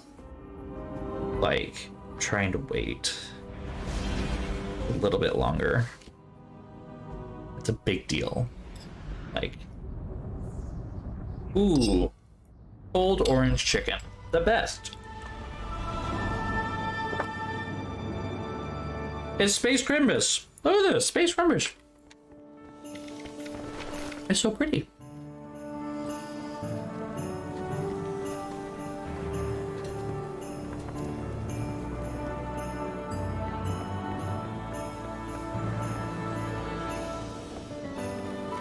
Crimbo. Boop. Oh yay! Congrats for her. Do something for you? Ever since she kind of retired from like doing YouTube stuff, I've just been like, you know, I hope she's doing fine. I hope she's doing well. Just like living her best life and not fucking dealing. 46 threshers I shot down from the Red War to now. And both sides have had enough. It's a lot of enhancement course. Okay. We're not going to be doing a lot of that. Someone has messaged me, and I don't want to think about it right now. But I have a little bit of time where I can quickly look at what it is. Alright, that's something I can deal with later. I just wanted to know if it was something I needed to deal with right now, or if it was something I could deal with later. And it's later. So. I mean, so, like, I can't say that I got that into her. Like, I really did miss out in like the quote-unquote prime era of YouTube content creators, because for me the content creators on YouTube that I've always been the most fond of have been video essayists, like Yes, Guardian. Natalie, ContraPoints, Philosophy Tube with Abigail Thorne, and James Somerton more recently. Jenny Nicholson, like people who do like between 40 minutes and 4 hours, because Jenny Nicholson put out a fucking 4-hour long deep dive into a theme park thing in YouTube. Like, but it's not a theme park. I don't even know what to call it. It's not a theme park, but it is a theme park in Utah. But that also tracks because it's Utah, and Utah's weird. Oh. All this. I don't even know what all this is. Okay. It's shining. Okay. So, like, I saw some of Jenna Marble's videos. I did watch them. I did enjoy them. They were fun. I had a good time. But, like, I didn't watch her content religiously. And I could not tell you much of what I remember. I do remember there was some pretty dated humor, and that's kind of ultimately what took her down, was, like, old dated humor that she was like, this wasn't right, I've taken it down, it wasn't right to do at the time, and I thought that was far more than enough, but for some reason, you know, I literally am one Dawning Spirit thing short. Fuck you. Can do that. Well, then I can do that. Pulse rifles, I can definitely do that. Precision damage, sure. I don't know. Like, there was just a lot of stuff terribly exciting from that era of YouTube that I just missed. And that's, I think, why a lot of YouTube stuff sails right over my head, because and why I don't really have like an interest in following YouTube personalities and stuff like that, because I don't know, it just doesn't do anything for me. I go there for essentially watching academic papers being presented in a particular way, which incidentally works to my favor professionally. Like, I think that video essays are a perfectly legitimate form. Video essays, podcasts, and even to some extent TikToks can be a perfectly legitimate form of presenting research that academia needs to start paying attention to. TikToks, I think, are probably the hardest sell, even for me. You know, they have some value and merit, and I enjoy TikToks that are a little longer and more explanatory. But this big but there. Hot tip. It kind of ends up being too short. Those ugly little ghouls are gonna carve through you before they bug me. Okay, there we go. Nice.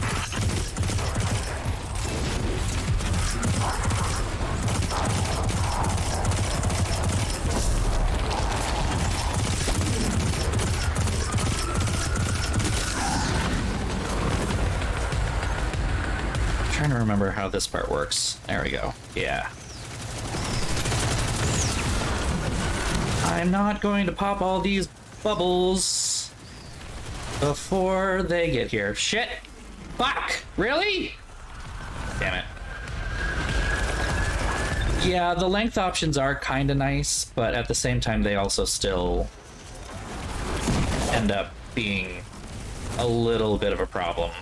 Just because while there are the length options, like, the longer it turns into just, like, the longer you go, the more it turns into just, why am I having trouble turning? This fucking...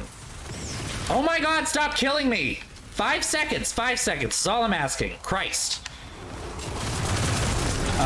The longer form, as good as they can be, aren't long enough to say enough, but are they're too short to say enough, but they are too long to keep your interests when you're on a platform like TikTok.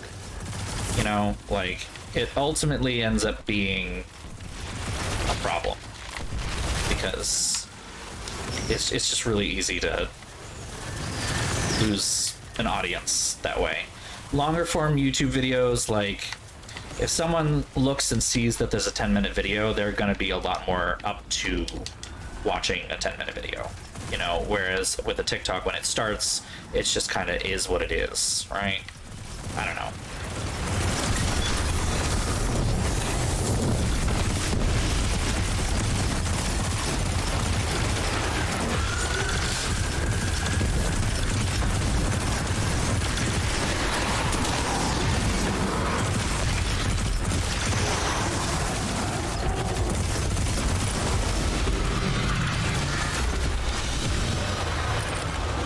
Not like this gun. I can't wait till I don't have to use it anymore. I'm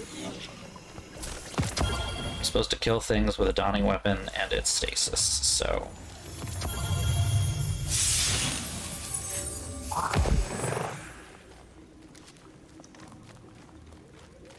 I mean, yeah, it's the internet. It's the internet. It's the internet, and it did internet things, and that's the same thing that's taken down like all of my favorite creators, ultimately. So it's frustrating, especially to watch from the vantage point that I'm in, you know, seeing perfectly reasonable things taken completely out of context and given no good faith whatsoever. I do hate it. I do hate it. A good example of that, and my personal biggest loss of YouTube, is Jenny Nicholson. No, sorry, Jenny Nicholson's still there. Jesus. Lindsay Ellis. I loved Lindsay Ellis's videos. I loved like every single one. I loved her energy. I loved that she brought something slightly different than a bunch of other YouTubers that I enjoyed, both in the energy that she approached things with and also just with media analysis, which was not something that I thought I was in until she started explaining it. Like, I was watching things like ContraPoints and Philosophy Tube, so I was getting a lot of philosophical content, and then she, you know, introduced me to media analysis and how that works into politics, and it was terribly interesting. I loved it. And she essentially got chased off of everything with death threats because she had the gall to say that Raya and the Last Dragon was pulling a lot of story beats from other kind of like, and the gang goes to do things media, starting with I'm having a hard time with this series, Avatar.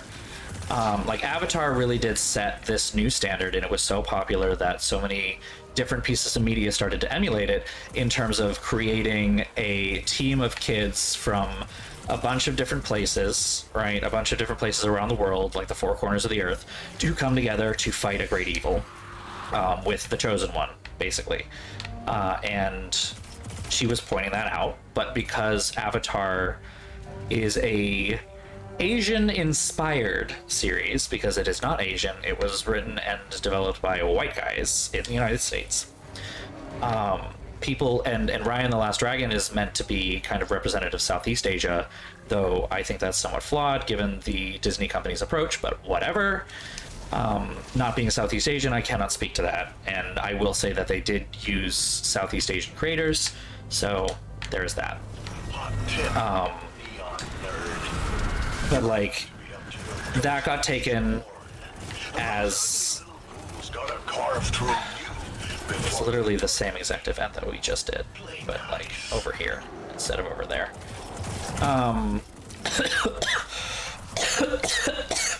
A piece of rice is in my throat. Ooh, cool. She was essentially attacked as a racist, and like people saying, you know, taking it out of context and saying like, this is incredibly bad for you, and like, how dare you, and all this stuff.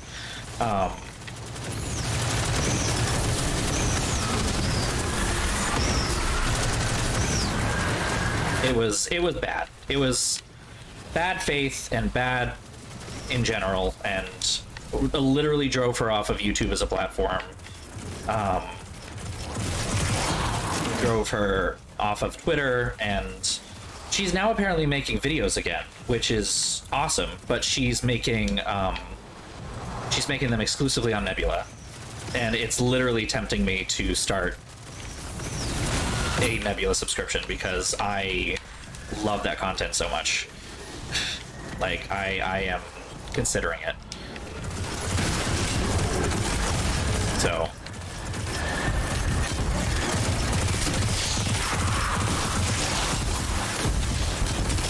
it's very frustrating to watch when it happens. And right now, James Somerton is dealing with something somewhat similar. Like, he made some criticisms against Nebula as an organization, as a company, and people are taking that as him attacking, like, trans creators. And, like, I looked over everything I could, and I did not see anything that remotely looks like him attacking Jessie Gender, specifically.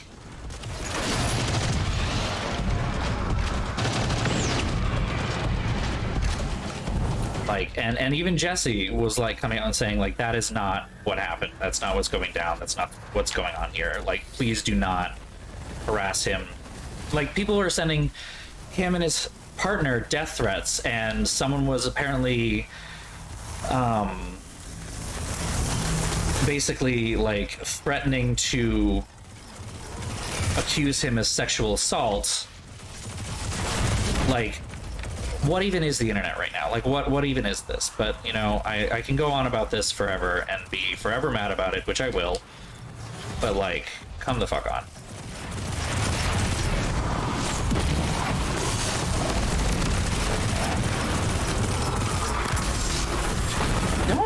didn't I have a partner here at one point who's no longer here apparently? Because I am fighting this person completely alone.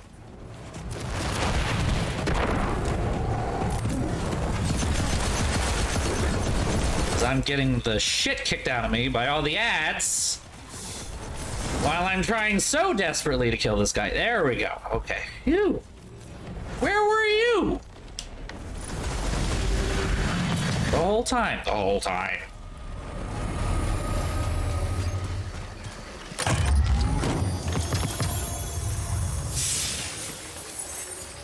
Yeah, it's awful, and I want them to, you know, not have to deal with that, but at the same time, I terribly miss their content. You know, is what it all boils down to. I miss having her presence around the internet, because it was really cool, and I miss getting to hear her opinion on things. Especially considering a lot of what she focused on was, like, weird 90s Disney stuff, which I appreciated. And then Phantom of the Opera. She had a very strange obsession with Phantom of the Opera. Has, I guess. The first video she made on Nebula after, you know, taking all this time off was about Phantom of the Opera. So, you know, take that as you will. So we have a couple of minutes before this next one starts, and this is a place where I won't get shot. So we are going to now briefly talk about the next one on our list. So this one was a big one. After we finished Uncharted and had the one stream that was Arkham Horror, we started Disco Elysium. Now, if Outer Wilds was such an effective game to the point where it made me feel things in a way existentially that I had never done, thank you so much for picking up on the cue. I left that blank space of time hoping you would take it. Thank you so much, Ragnarok. Like, Outer Wilds was so effective and emotional that way. Disco Elysium is a game that, by all accounts, I should not like. Like, I mean, there is no reason that we can't have multiple of these play. Just saying. Just saying. Like, I have it set up specifically so that you guys can spam the shit out of these. Like, if it ever becomes a problem, I can limit it. So, the t-shirt meme era. See, it was so good. It was so good. It was so good. I loved it. But, like, it's a game that I shouldn't have liked. For so many reasons. Like, the RPG aspect was probably the best part. But, like, the built-in failure. The built-in failure. I'm gonna dance to this one at least a little bit. The built-in failure was just so frustrating. Like, that's something. Built-in failure is something that I don't like in a game. Do not give me a choice that is predestined. You know, do not make the illusion of choice. But this one really made the illusion of choice the part of the story, and like, it took a terrible trope that I don't like, the whole amnesiac thing, and made it so good. Like, it was just so smart, so good at what it did. It was such a marvelous game. And I think that is another game that I wish I could forget so I could play it again for the first time. Unlike Outer Wilds, I feel like I can play it again. It won't give me the same feelings, but I do feel like I could pick it up, play a new game. Probably make a lot of the same choices though. But like, no, it was so good. It was so good. Everything about it was so smartly done, and just, I really enjoyed it. I think what worries me about the game going forward is that it came from a studio called Zaum. The Zaum Collective was started as like a I don't know how to describe it, like a artist collective thing but not a company, and that wasn't the goal. Was never to be a company and make money. It was to create art, and I think they really did that. They definitely did that. Oh, pick up the thing, pick up the thing, pick up the thing, pick up the thing, pick up the thing. And you didn't pick up the thing. Nobody picked up the thing. Oh, come on. Work with me here.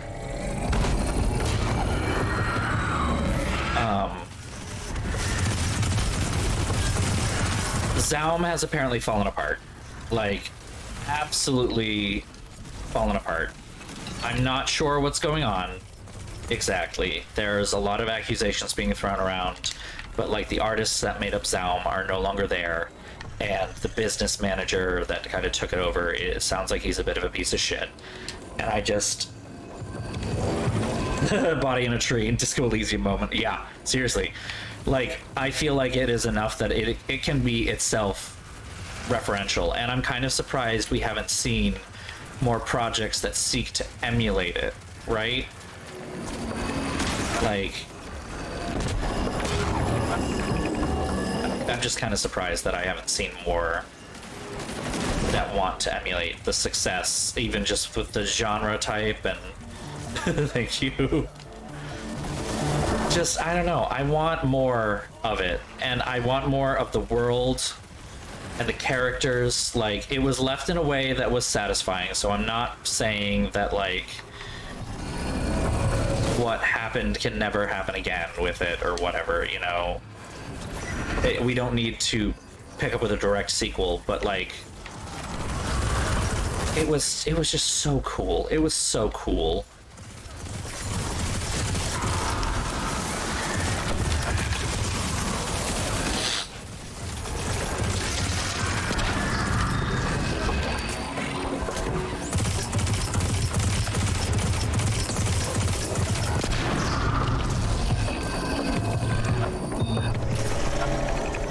We got it. All right, good.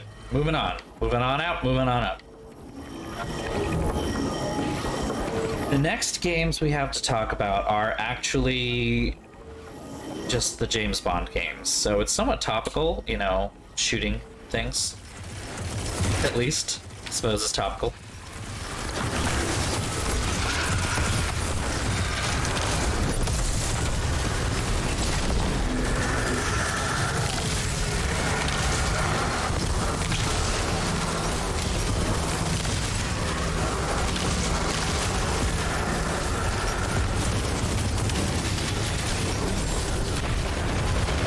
Got it? Okay. It's bad. I'm on fire. People are on fire. It's bad.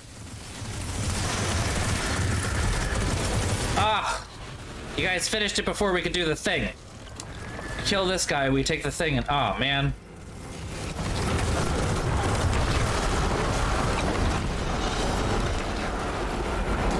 So yeah, the next big one. James Bond. This is another one of those ones that I kind of want to talk about more as a series than as individual games, though we can talk about the individual games a teeny bit. We started with James Bond Agent Under Fire, first person, the weird, not correct looking version of, but it was like budget James Bond, because it was like trying to be a weird, well, no, but it was fine though. That's the thing. Agent Under Fire made like a amalgamation of Bonds into one, because they didn't have, like, the voice actor was just like a random guy. It wasn't one of the main actors of the film series. So I think it worked. And I actually wanted to look at this. I think it worked, and I love that game. I can play the beginning of that game, I think, like, with my eyes closed. Like, I am so familiar with it. It's almost funny to me. I truly do love that game. I truly do love that game. James Bond Nightfire is like the second place of that, if you will. Like, I really enjoy it. It's a lot of fun, but ultimately it fails in a couple of key areas. Number one is, instead of doing an amalgamation of Bond, it's very clearly supposed to be Pierce Brosnan, but it doesn't look like it looks like Pierce Brosnan, but they got a regular voice actor who doesn't sound anything like Pierce Brosnan to play Bond, and so it ends up sounding really freaking weird. Okay, we finally finished with that. We can move on.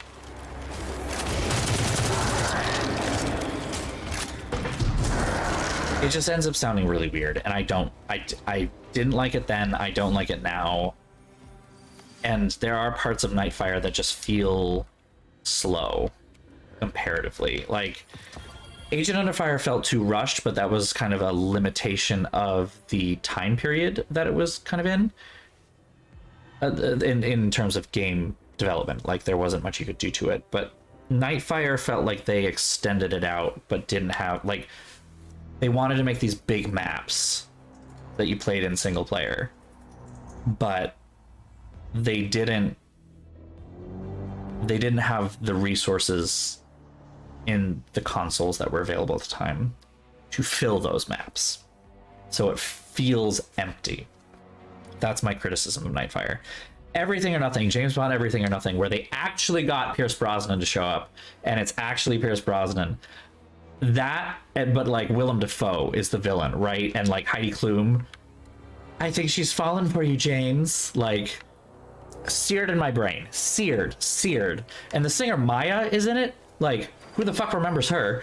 To me, that one is iconic. Like, iconic. I love it so much. I recognize that it is a bit of a piece of trash, but it is a piece of trash that is like delightful trash. I don't know what else to say. It's not good. It's not like, but like, it's camp, right? That's what I want. I want to say that it's camp. Everything or Nothing is camp, and it's worth playing even just for that.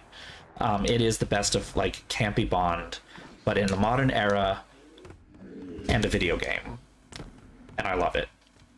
But after that was James Bond from Russia with Love, where they brought back Sean fucking Connery, but like old Sean Connery, right? They just used his voice. They didn't do anything to that. And then used young Sean Connery's face. So it ended up looking like Sean Connery from the 60s, but sounding like Sean Connery from the 2000s. And it is weird. That one I remember being frustrated playing. And I remember being frustrated playing it when I was younger too. Like, it's not that it's bad. It's just, there are some parts of it where you kind of have to retread where you've been and retread what you're doing, and it just feels repetitive in a not fun way. Where you're just doing, like, I remember the driving around Istanbul part, especially, being really frustrated by how, what's it called? Oop, that didn't work. That didn't work either. I remember driving around Istanbul and being frustrated with how the Russian cars were constantly spawning and never giving you a break. Like, you just had no time to breathe, basically, which became frustrating. But and the weird stuff that they stuck in there, like, it was mostly the plot of From Russia with Love, but like, weird, I don't know, they added stuff, and Eva Longoria was in it. Like, they added stuff, and it was kind of like, you're adding stuff to a game that, you're adding stuff to a plot that is not perfect but already really good, and like, your additions are not helping. So I don't know, it was weird. Fun, but ultimately Everything or Nothing is the better third-person James Bond game. I think Everything or Nothing is probably my favorite, personally.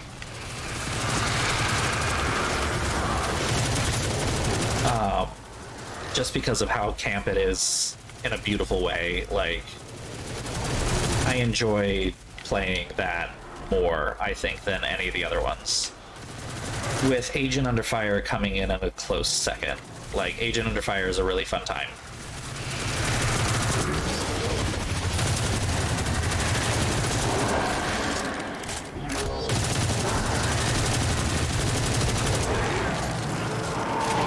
where is the guy here that I'm supposed to... There you are! Like, I'm supposed to kill this guy, but I'm having trouble finding him.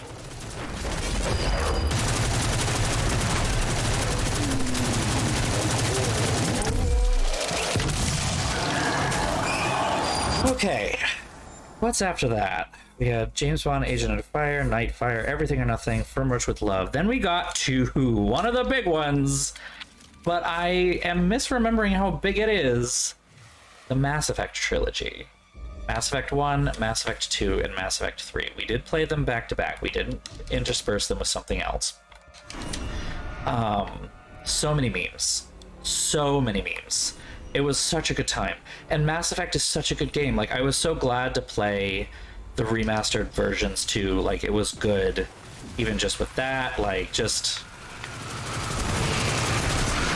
Mass Effect is such a good series and so well done. It did feel like it was longer than it really was, which is the thing that I'm thrown off by. Because it was something we did in 2021, and we completed it over, I think, spring and summer, basically. Like, late spring into summer, into late summer. It took about one whole season, like maybe 3 months tops. I don't know the exact dates. I just remember we did it from like the end of May or so. Ooh, was when we started. And we finished in like August, I think. It's such a good series. Like, I don't know what else to say other than it's so good. Like, the character creation, the characterization. Garrus himself is just like awesome. Miranda is a super bitch that I love. Even Ashley. I know you all didn't like Ashley as much as Caden, the Canadian himbo. And Canadian himbo is absolutely wonderful, and I think if I were to play it again, I would probably save him instead of Ashley, because I remembered Ashley's plot being more interesting than Caden's. And I was wrong. I'm singing the I Was Wrong song. There. Liara, like, seeing that character journey was marvelous, because she started out as, like, guy bait. I don't even know what else to call it. Like, male gaze bullshit. Ah, yeah, an all-female race of aliens that procreate by having mind sex with you. Like... what the fuck? That was such weird, cringy bullshit. But then they turned her into a complete badass from that point forward and gave her like a really deep characterization that I really loved. And I'm gonna be excited to see her come in the next game. She's probably in the next game. It's almost like in the teaser trailers, she is shown like leading an expedition or something like that. And she would be in her matriarch era by the time I think it's supposed to be set, I think.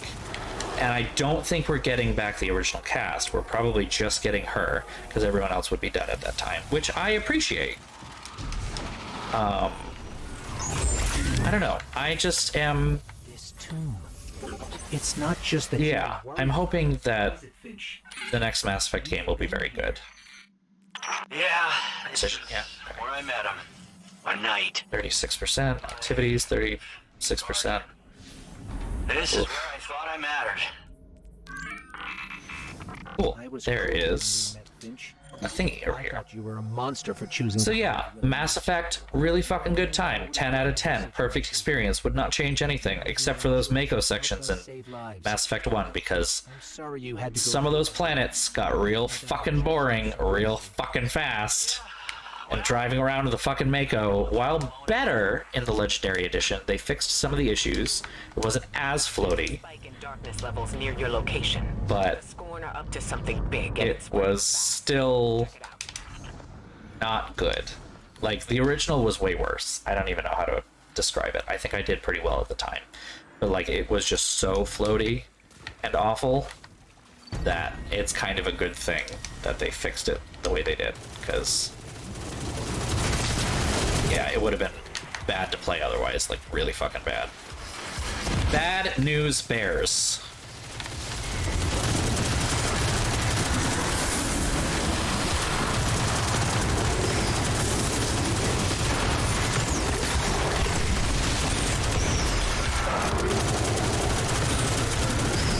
Pop the bubbles, people. Pop the bubbles. Pop the bubbles. Am I the only one popping the bubbles? I'm the only one popping the bubbles.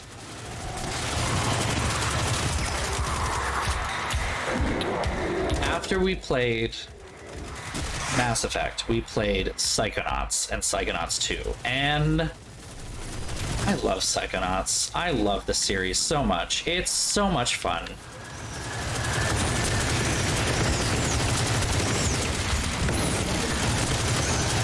Like, I don't have a lot to say about Psychonauts other than, like, you were all here for it, right? Like, a gem of a series. Like, Psychonauts the original was just, like, almost revolutionary for its time, with a great amount of dark humor and, like, a rather surprisingly deep understanding of the human psyche and psychology. Including a very nuanced and surprisingly healthy view of mental illness, not just in video games, but also for the time. Like, just good on them all around. The Psychonauts game, the first Psychonauts game, is indeed a little dated humor-wise, I think. So there is that. So, you know,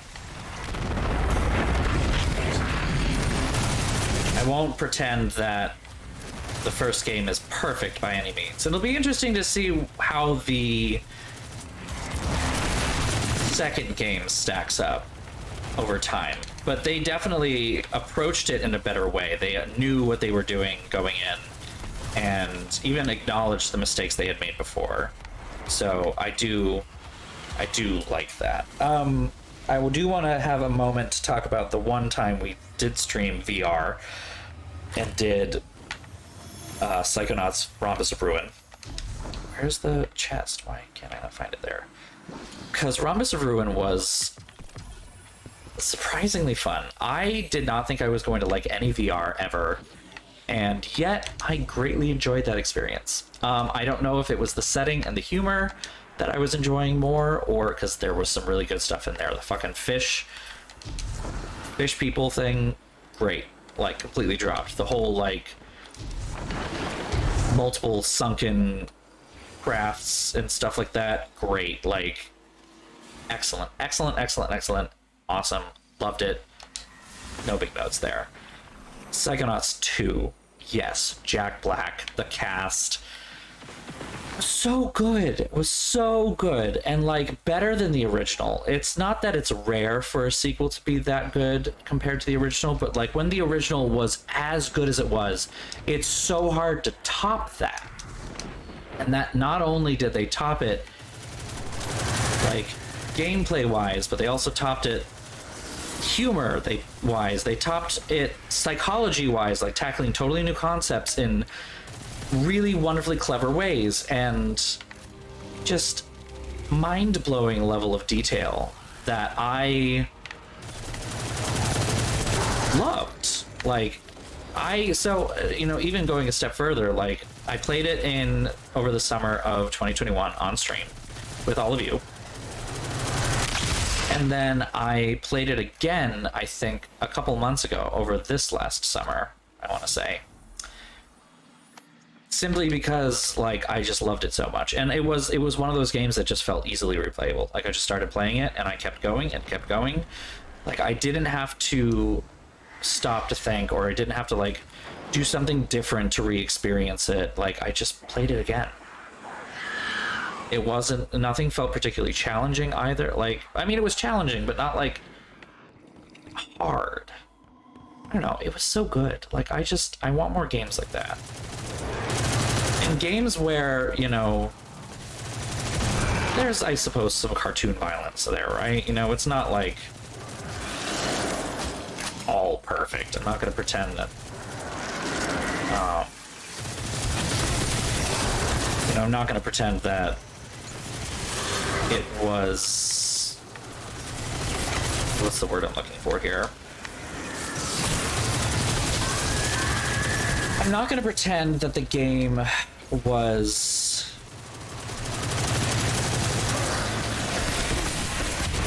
I really am I'm not going to pretend that the game was violence free, but like it was very much an alternative view toward violence in games. Like, violence was not the point.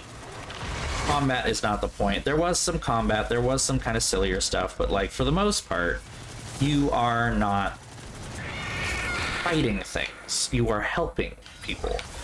And I just like that approach. I like that approach. And I like that in the... Come on, die already. I like that in the... In the first one, when you go to help people, Raz kind of looks at it as you are helping fix people who are mentally ill, right? You take a look at what's in there and you, first of all, you play around and you're kind of playing around in their heads for your own gain.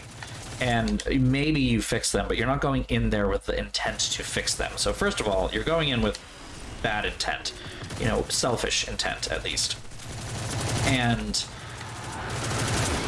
you do what you were gonna do, fine, but you end up walking away having tried to fix something without the person's consent.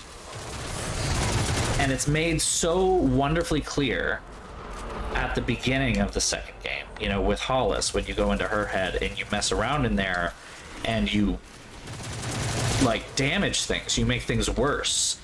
You are trying to go in for your own selfish aims, and instead of trying to convince her in a healthy way, you are instead trying to change her mind forcefully, and you end up realizing how bad it was, and then you have to fix your own mistakes. Like, it's made so very clear what is the right approach there, and what is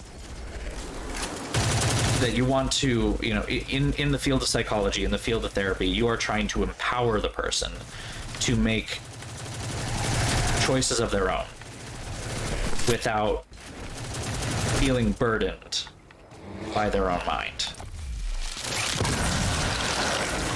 It's just, it's so healthy. It's surprisingly healthy and a really good look. I actually talked to my therapist about Psychonauts as a concept for a really long time, like while we were playing it,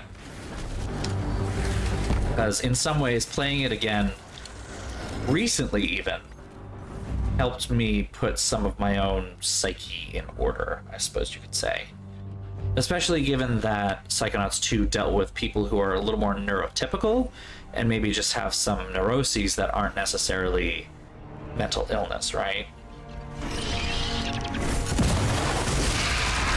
Because I definitely have that particular chestnut of an issue.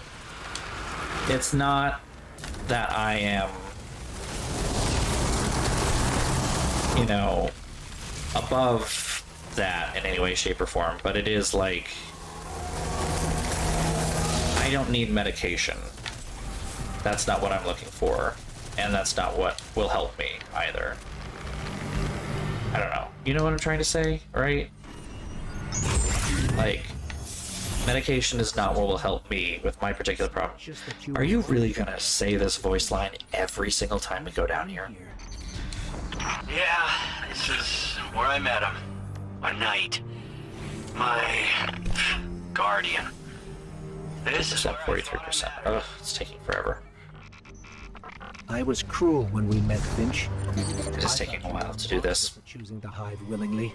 It was just... I don't know what I would have done in your situation. It was helpful to me in some ways, and I appreciated that they touched on you know, had to go through that alone. psychology, the field of psychology and the field of therapy is not just for those who are not neurotypical or neuroatypical. It's for everyone. Like, everyone can benefit potentially at some point in their life when they're dealing with issues that are just too much for the human mind to normally handle. And again, I really appreciate the approach that they took to every part of what they tackled. And Jack Black's fucking awesome, and that song slaps, and the whole soundtrack is amazing. Hands down. And the librarian does the part with the librarian, which was great. Like,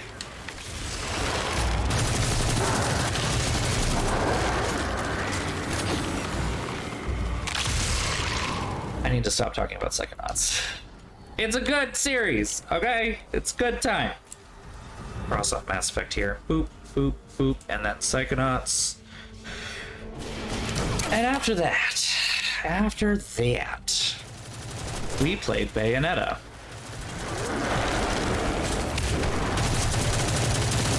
Do I need to talk about Bayonetta? I mean, she speaks for herself. I know I'm just running the same thing over and over again. I do apologize. It's just relatively quick, and I need to complete something without too much fuss. Bayonetta... I know, speaking of camp. Bayonetta is pure, unadulterated, direct into the veins camp. It's so fucking gay. In such a wonderful way. It's just delightful to play, even as fucking annoying as it is, if only because the character of Bayonetta is just so delicious. Like, I love her deeply. Bayonetta 1 was such a great introduction to the character, and like had some serious heartfelt moments, but like was so funny in like a purposeful yet unintentional way. I don't even know.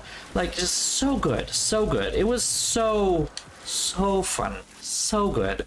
I loved getting to show that off to all of you because it's a series that I do love. Even if I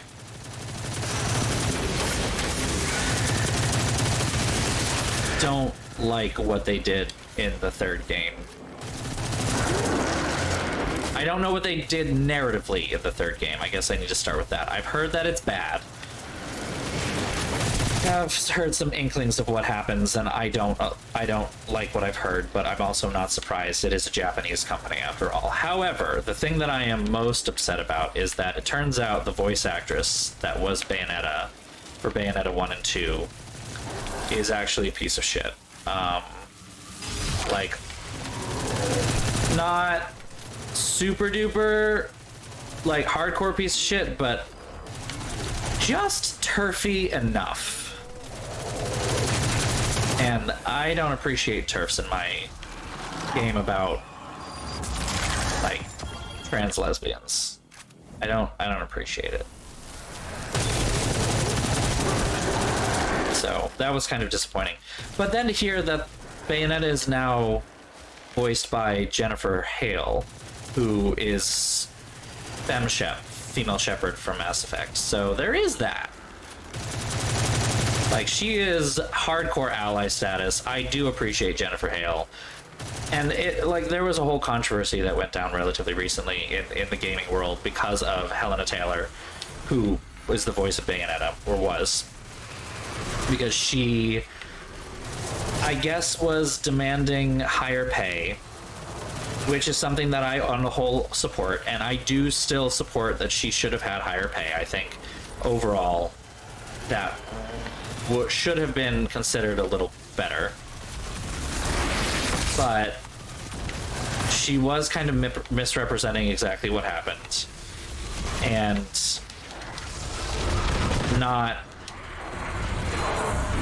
I don't know. It's frustrating. Like, solidarity is an annoying thing because solidarity does mean that you have to be willing to give this, like, to fight for the rights of people who are ultimately not good, right? Like, being in union solidarity means that I want to fight for the rights and higher wages and better benefits of people who might be homophobes, might be transphobes, might not want to see me continue to live or get married or things like that.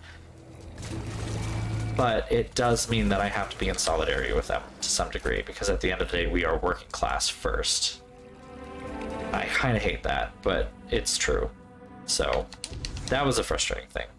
I don't think I need to talk about Bayonetta 1 and Bayonetta 2 separately. They all kind of flow together, and they are both, individually and together, are just such perfect, marvelous examples of camp that I just greatly appreciate it. You know, I just greatly appreciate it, is what it all boils down to.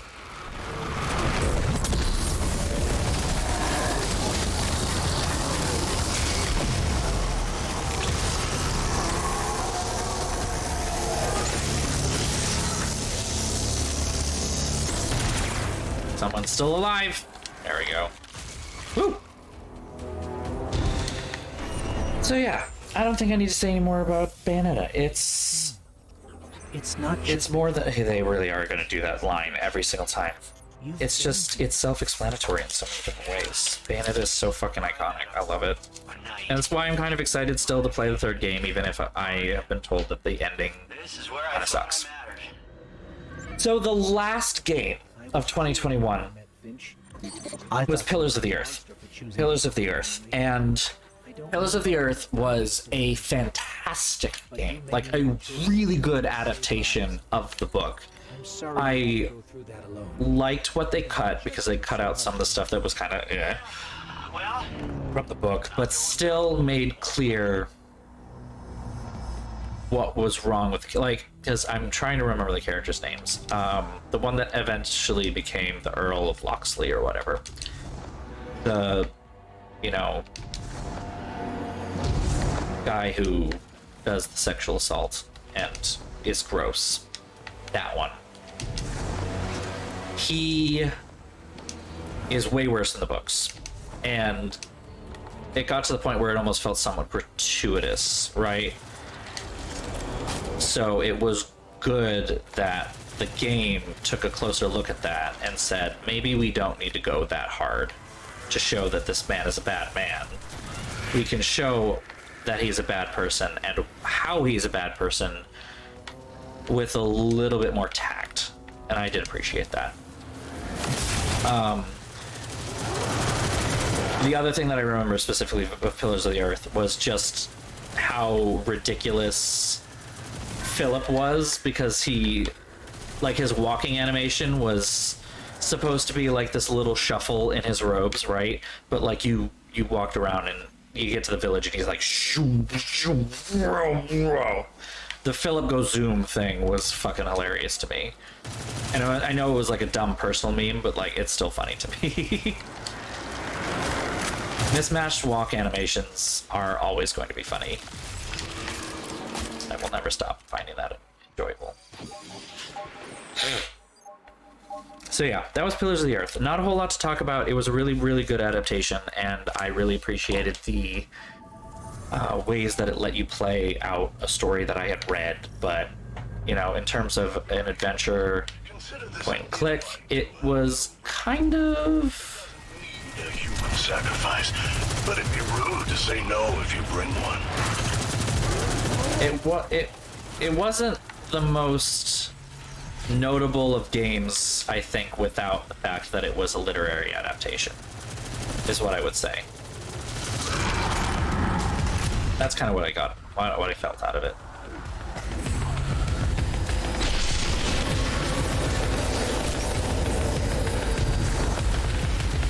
I forgot how this works.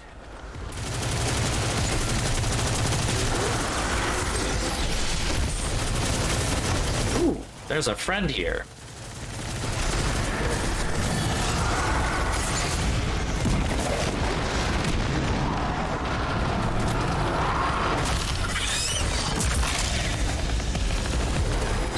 Where is the Wizwaz? Oh, I still have to finish.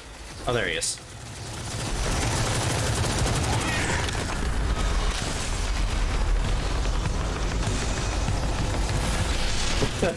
I mean, it could be a sticker idea, perhaps. I don't know. It never felt like it caught on like a lot of the other ones. Even for me, like, I don't know. It's not something that I feel like I reference regularly, so I don't know that it would apply on stream. We could look into it. I could make it, and you could use it if you wanted to, kind of a deal. Like, that's how those are supposed to work, I suppose. It's not just up to me.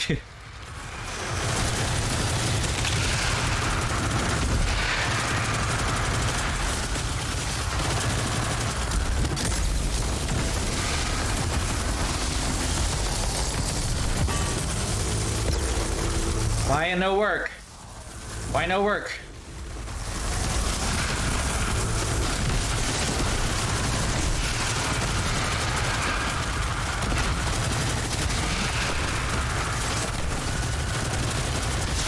The Christ on a Bike one, I need to sit down and make. Problem is just I haven't had the time to make any of them recently, so I do apologize on that front, because yes, I want the Christ on a Bike one to happen. And thank you for helping me come up with that concept. Like, not even helping me, I guess. You gave that concept to me, let's be honest. Because it is excellent. It is a good fucking time. So thank you. Thank you. Also, I just want to point out how dumb this thing is. This tiny little scooter. It's perfect. Love it. So that was the end of 2021. That was 2021 in review, and we are at 10:30, and we just finished 2021. I'm sorry. I can speed through 2022 because 2022 is shorter by a lot. It's shorter, and yet we have to spend more time talking about some parts of it. So I'm just going to jump right in. Instead of talking about the behemoth, the giant in the room, we're going to start with talking about... I've never heard this song before, this soundtrack. We're going to start with Tomb Raider. So we had split up Dragon Age and Tomb Raider, you know, going back and forth because I thought Dragon Age would be too much just by itself, which it was.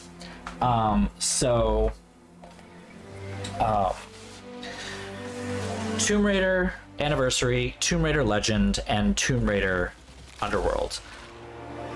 I will forever say that they are my favorite Tomb Raider games. Like, I have yet to play a Tomb Raider game that doesn't make me feel quite the way that those ones do. Like, it is a true power fantasy in a whole bunch of different ways that are kind of dumb and over the top, yes. Anniversary is just a really good remake. It's you know, a little frustrating because it is essentially a remake of a 90s game in the 2000s. And it feels like it's a 90s game with 2000s graphics and gameplay, which means that it doesn't feel quite like it should, I think. That's kind of what I would say. Like, it feels like it should be more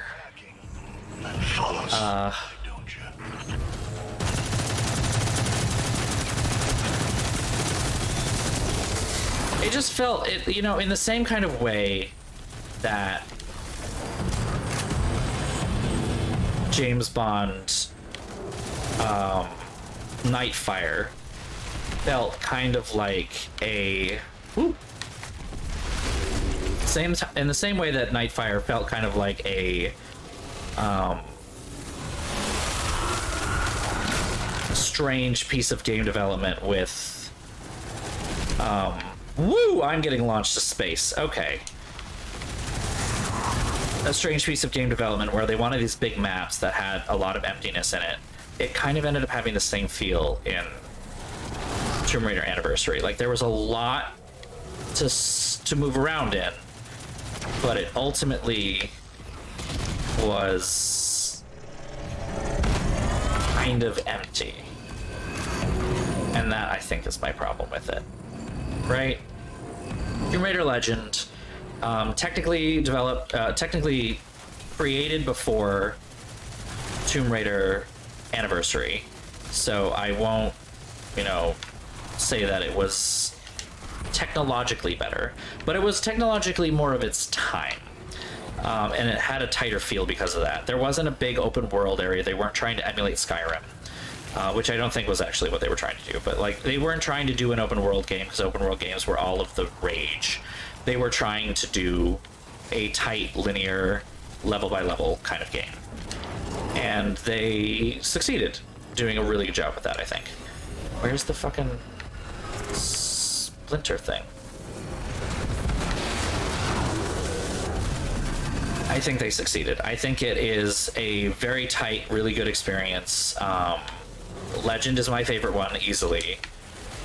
Even if it is, you know, not as polished as Underworld, it ends up being a more fun experience, I think. Just the story, the characters, the way they all interact, the way you come in, the campiness of Lara being in like this impossibly small amount of clothing, the whole like Tokyo dress sequence, which is just excellent. I love the Tokyo dress moment. It is my favorite costume of all of Tomb Raider.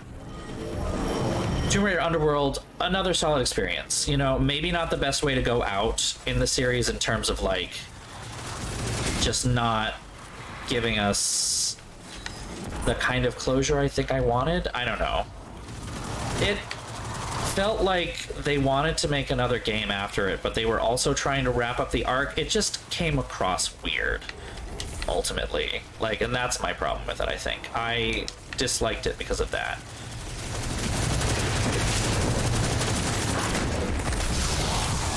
Oh, I thought that guy was gonna drop a ball thing.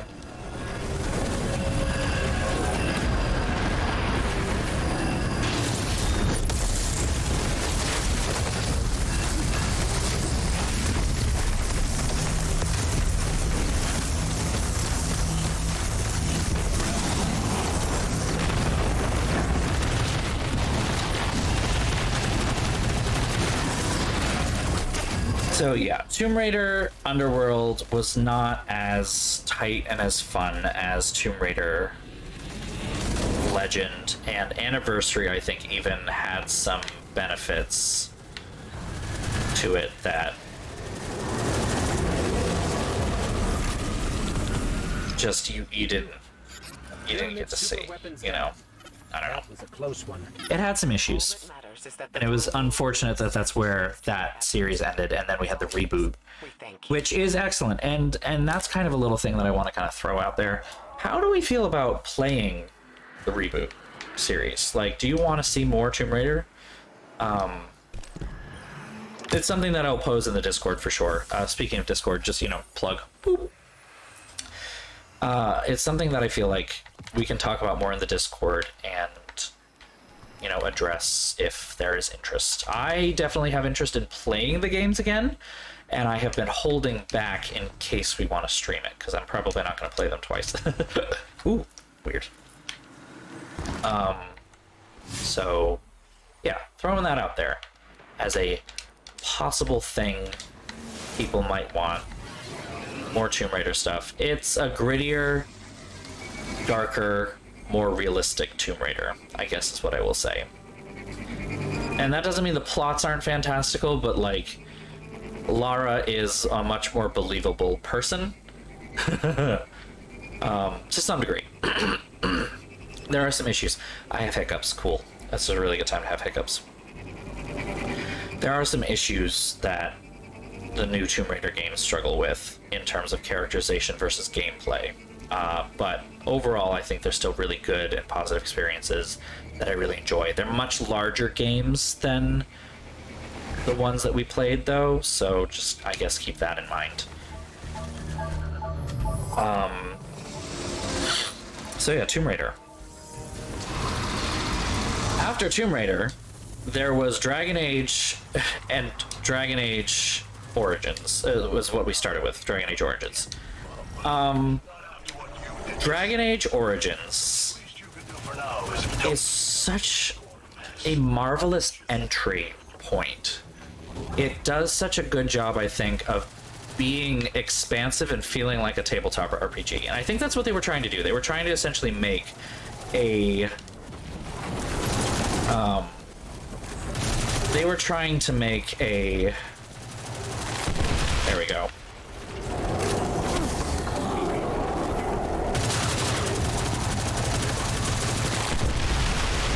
They were trying to make a D&D, is what they wanted. They wanted D&D, which I think they succeeded, personally. Ah, fuck. Why am I on fire? Oh, right, that guy.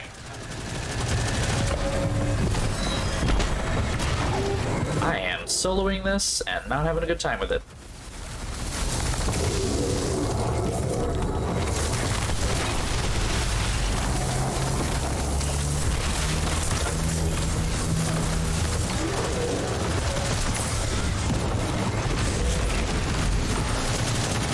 Dragon Age Origins was just a really good way to like develop a character in a video game that felt like it was my character and my choices, my characterization. Like, I didn't feel like I was being force-fed much of anything besides the basic plot. It feels like playing D&D. Like, there's a storyteller who is guiding you, the player, through a series of scenarios, and you get to choose what you do and how you do it, and that affects the world. It was a good, like, just such a good template for an RPG. Yeah, no, well, that's the thing. Like, it was the entirety, basically, of 2022 was like most of Dragon Age was all we did, which is fine, but like, woo.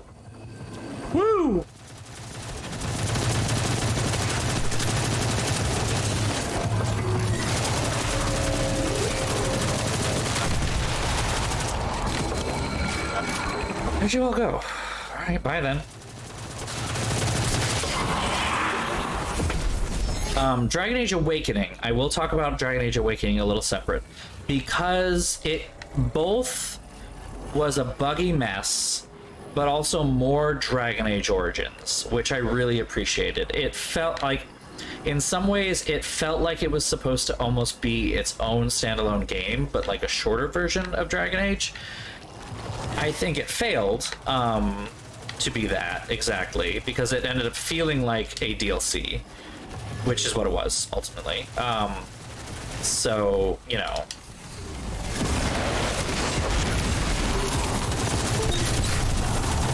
Oops, something just disconnected from my computer. That's not good. What was that? The CD drive is having a time. I tried to do some movie stuff. I am dying. Please stop shooting me.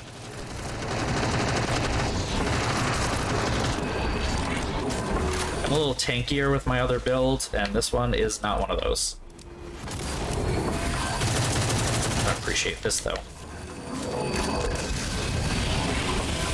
Let's move this forward, get it out of the way.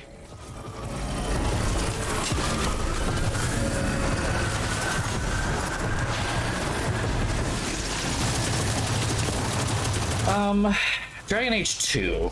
We gotta talk about Dragon Age 2 a little bit. Of the Dragon Ages, this one's easily the weakest of them, in my opinion.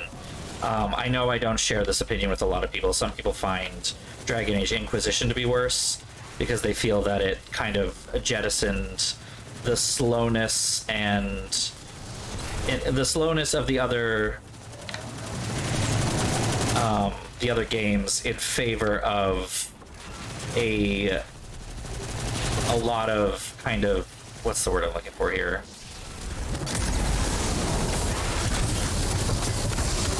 It jettisoned the slowness of the game. Oh, I failed. Womp. I wasn't fast enough. Pyramid super weapons down. That was a close one. All that matters is that the That world chest is in the ground. to your efforts. Whoops. As always, we thank you. So Dragon Age 2 is the weakest one in my opinion. It struggles the most with making you... It has really likable characters, which is its best quality, but it ends up feeling a little bit like you are... You're not playing your game anymore, right? Like, you're playing someone else's character, someone else's game. It's not as fun in that way. It doesn't feel as Dragon Age. That's, I guess, what I want to say. It doesn't feel quite as Dragon Age, which is why it's a problem. you know. And then of course there's the low-hanging fruit of why it was frustrating to play. The, you know, what's it called? You know, when you thing and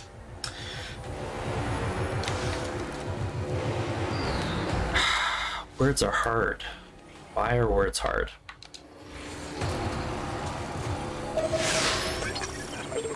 Guardian ammo cache went up like a fireworks show. Kill things. Okay, easy peasy. Down new supplies. The rush development of the game led to a lot of corners being cut, like the cave interior that you used every single time, that they used every single time you went into a cave. Stuff like that. And it ended up feeling a little too, you know, reused in that same way. So there is that, you know, and I actually, the one thing that I liked about Dragon Age 2 that a lot of people didn't like is the change in the way combat worked. Because as much as the top-down, like, tactical point-and-click combat can be fun, I dislike it compared to the more active combat of Dragon Age 2. And that was one of the things that I'm glad they brought forward to Dragon Age Inquisition. Speaking of Dragon Age Inquisition, because we got to talk about the literal elephant in the room here, because it took up so much of this fucking gear, like, so much.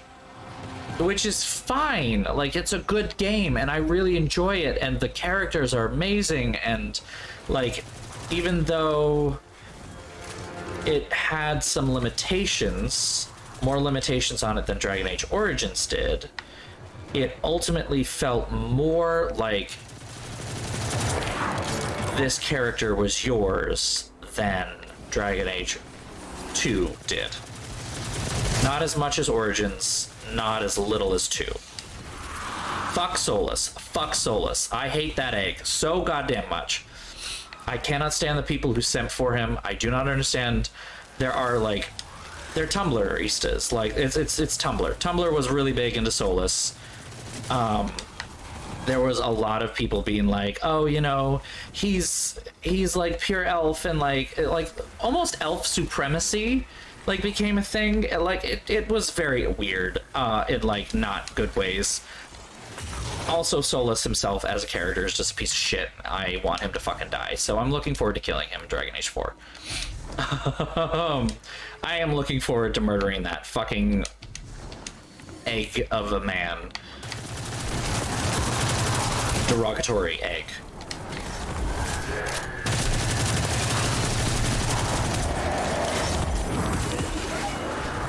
My sinuses just opened up, and I don't know why. Like, they were closing for a little bit, and I was like, what's going on? I don't understand why my sinuses are doing this, and now my sinuses just, like, popped open.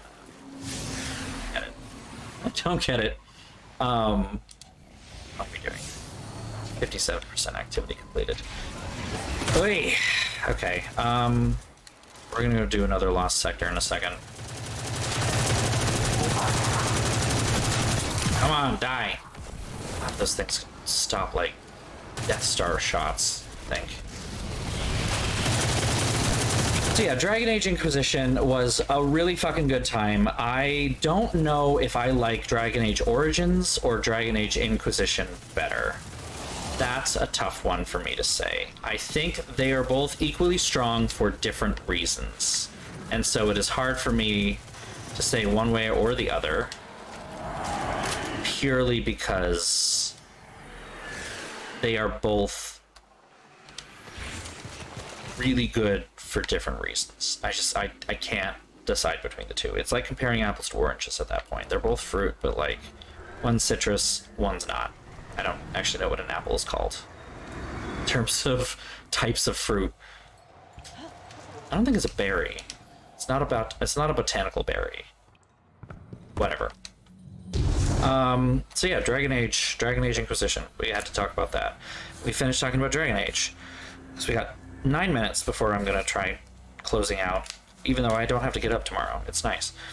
But I have a lot of stuff that I need to get done. Even tonight, I want to get a couple more things done. So, you know.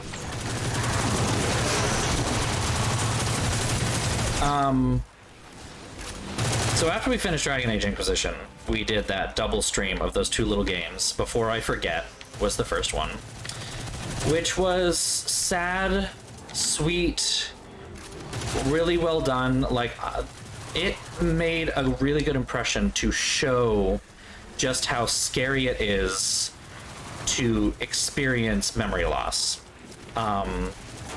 through Alzheimer's. Like, it's one thing for us on one end to see someone with Alzheimer's and feel the pain of seeing them lose their memories or lose access to their memories on a regular basis. It's another thing for the person experiencing it. And like, I thought it was a really good way for the game developer to show how that feels. And so I think the thing that I took away from Before I Forget the most was just being reminded of how good of a storytelling medium on a human level that the video games can be. Like, it ultimately wasn't a... It ultimately wasn't a story as big and expansive as something like Mass Effect or Dragon Age, which are also excellent storytelling and wonderful examples of video game as art and storytelling medium as far as I'm concerned. But it was a way to show it was a way to help you connect on a human level with someone that is hard to not empathize with. That's not the word I want. It's hard to how do I put this? That it's hard to know what they're going through without experiencing it yourself. That's, I guess, what I want to say. Like, you can't know what someone with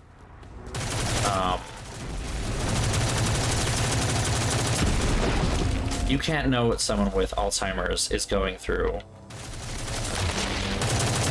because, like, if you had Alzheimer's, you wouldn't. Yeah. This is hard to explain. I think you know what I'm trying to say, though. Like, it is a way to give you an experience, or a insight into an experience, maybe is a better word. Woo! I just got completely destroyed there. It is a way to give you insight into an experience that you would not otherwise have, and allows for empathy because of that. I really do appreciate what they did there. You know, I do appreciate it.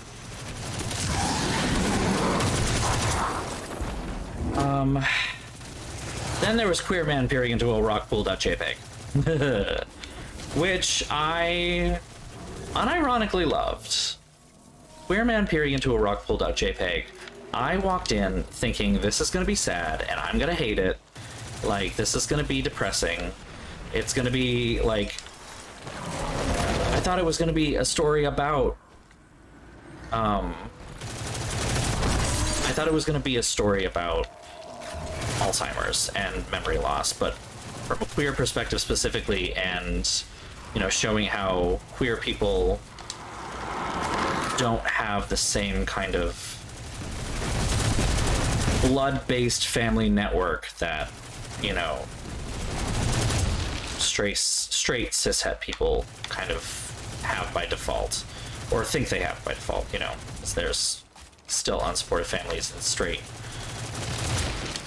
cis heteronormative circles. So I really was pleasantly surprised to find that it was just an end of the world simulator and was more about finding joy in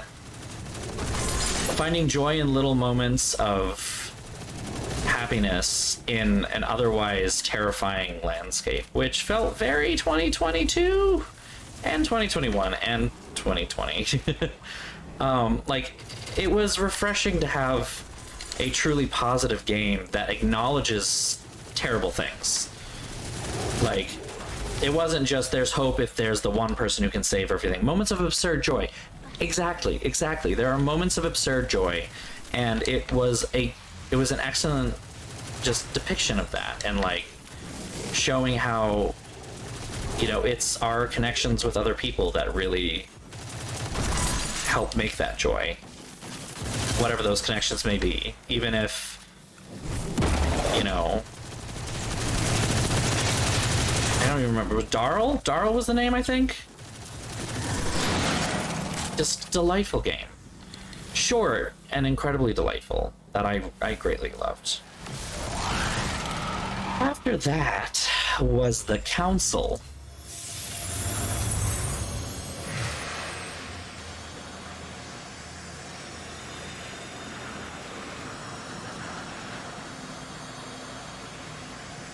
The Council. I don't know what to say about it that I haven't already said very recently. I mean, just I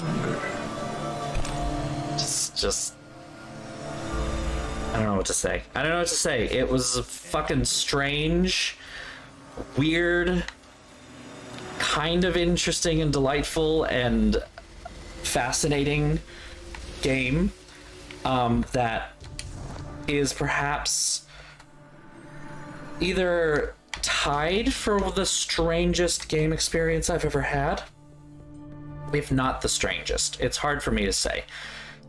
And I say strangest in terms of like games that caught me very truly off guard. I am going the wrong way. Because it did truly catch me off guard. In a similar way that Return of the Obra Dinn from when we played it in 2020 caught me off guard.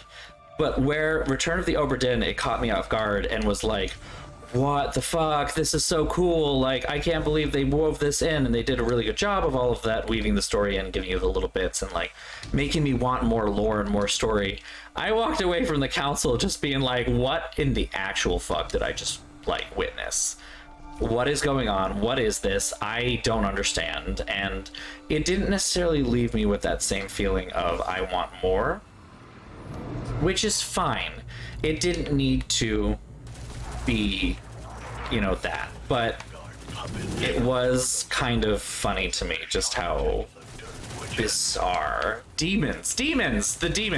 like and incest, demons and incest and fucking like controlling the world thing and just I don't know. It was a time. Interesting, I will say. I will not knock it for being boring. Accidental incest? It doesn't make it better. I don't know that makes it better. Oh. It was such a weird game, and it will stay in my mind because of how weird it is, but in like, not in a bad way. I won't say it was a good game, but it wasn't bad.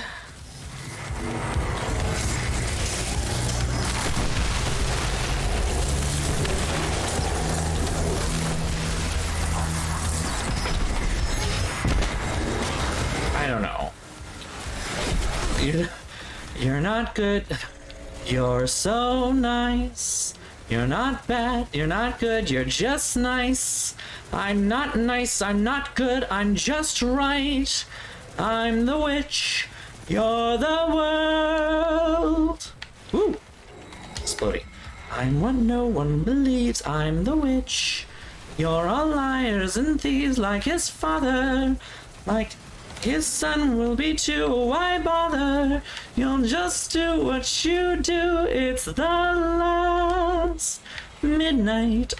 My voice is a little tired for some reason, so I can't sing this very well right now. Like, I can feel the weird, like, bleh. I spent a lot of time talking recently. I don't like you, sir. I wish I had saved my thingamabob. Christ on a bike! Well, that one's gone, at least.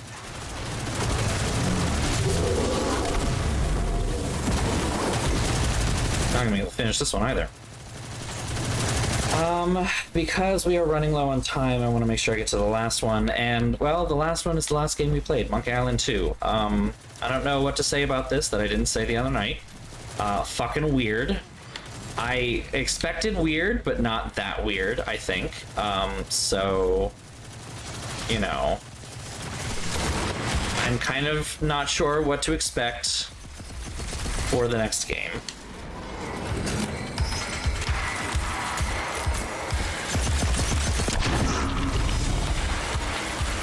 But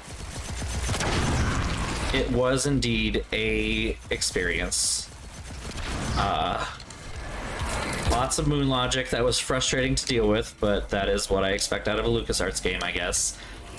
The weird sudden logic, like it wasn't even sometimes it wasn't even that it was moon logic. It was just that like the logic, while it made sense, was requiring me to think of something that no human being would really think of. You know, like no one's really gonna think of this, and yet you put it in the game anyway, and like told me that that's expected. Ah!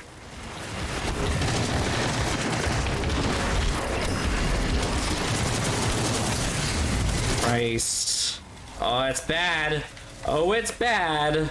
Alright, fine.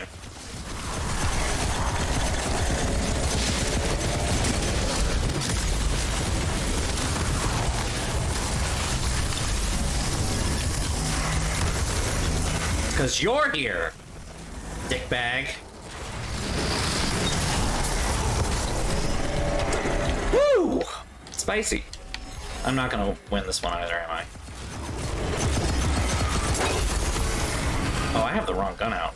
Just realized.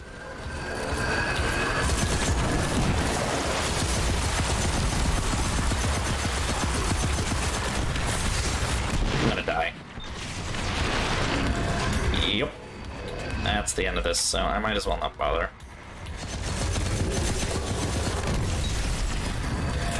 It's not gonna happen.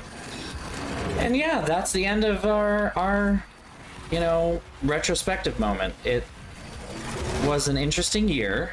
I am glad we got to play what we did, but at the same time, I don't know that I want to play such gigantic, expansive games as Dragon Age Inquisition for a while. At least not on stream. I do still enjoy those games. I do still enjoy showing those kind of games to you. This chest is having a hard time. Like you Vanguard folks say, stay vigilant, Guardian. So, you know, it's weird. Because I was talking about Tomb Raider. I want to play Tomb Raider. And I'm up to streaming it. I don't think Tomb Raider is on the same level by any means.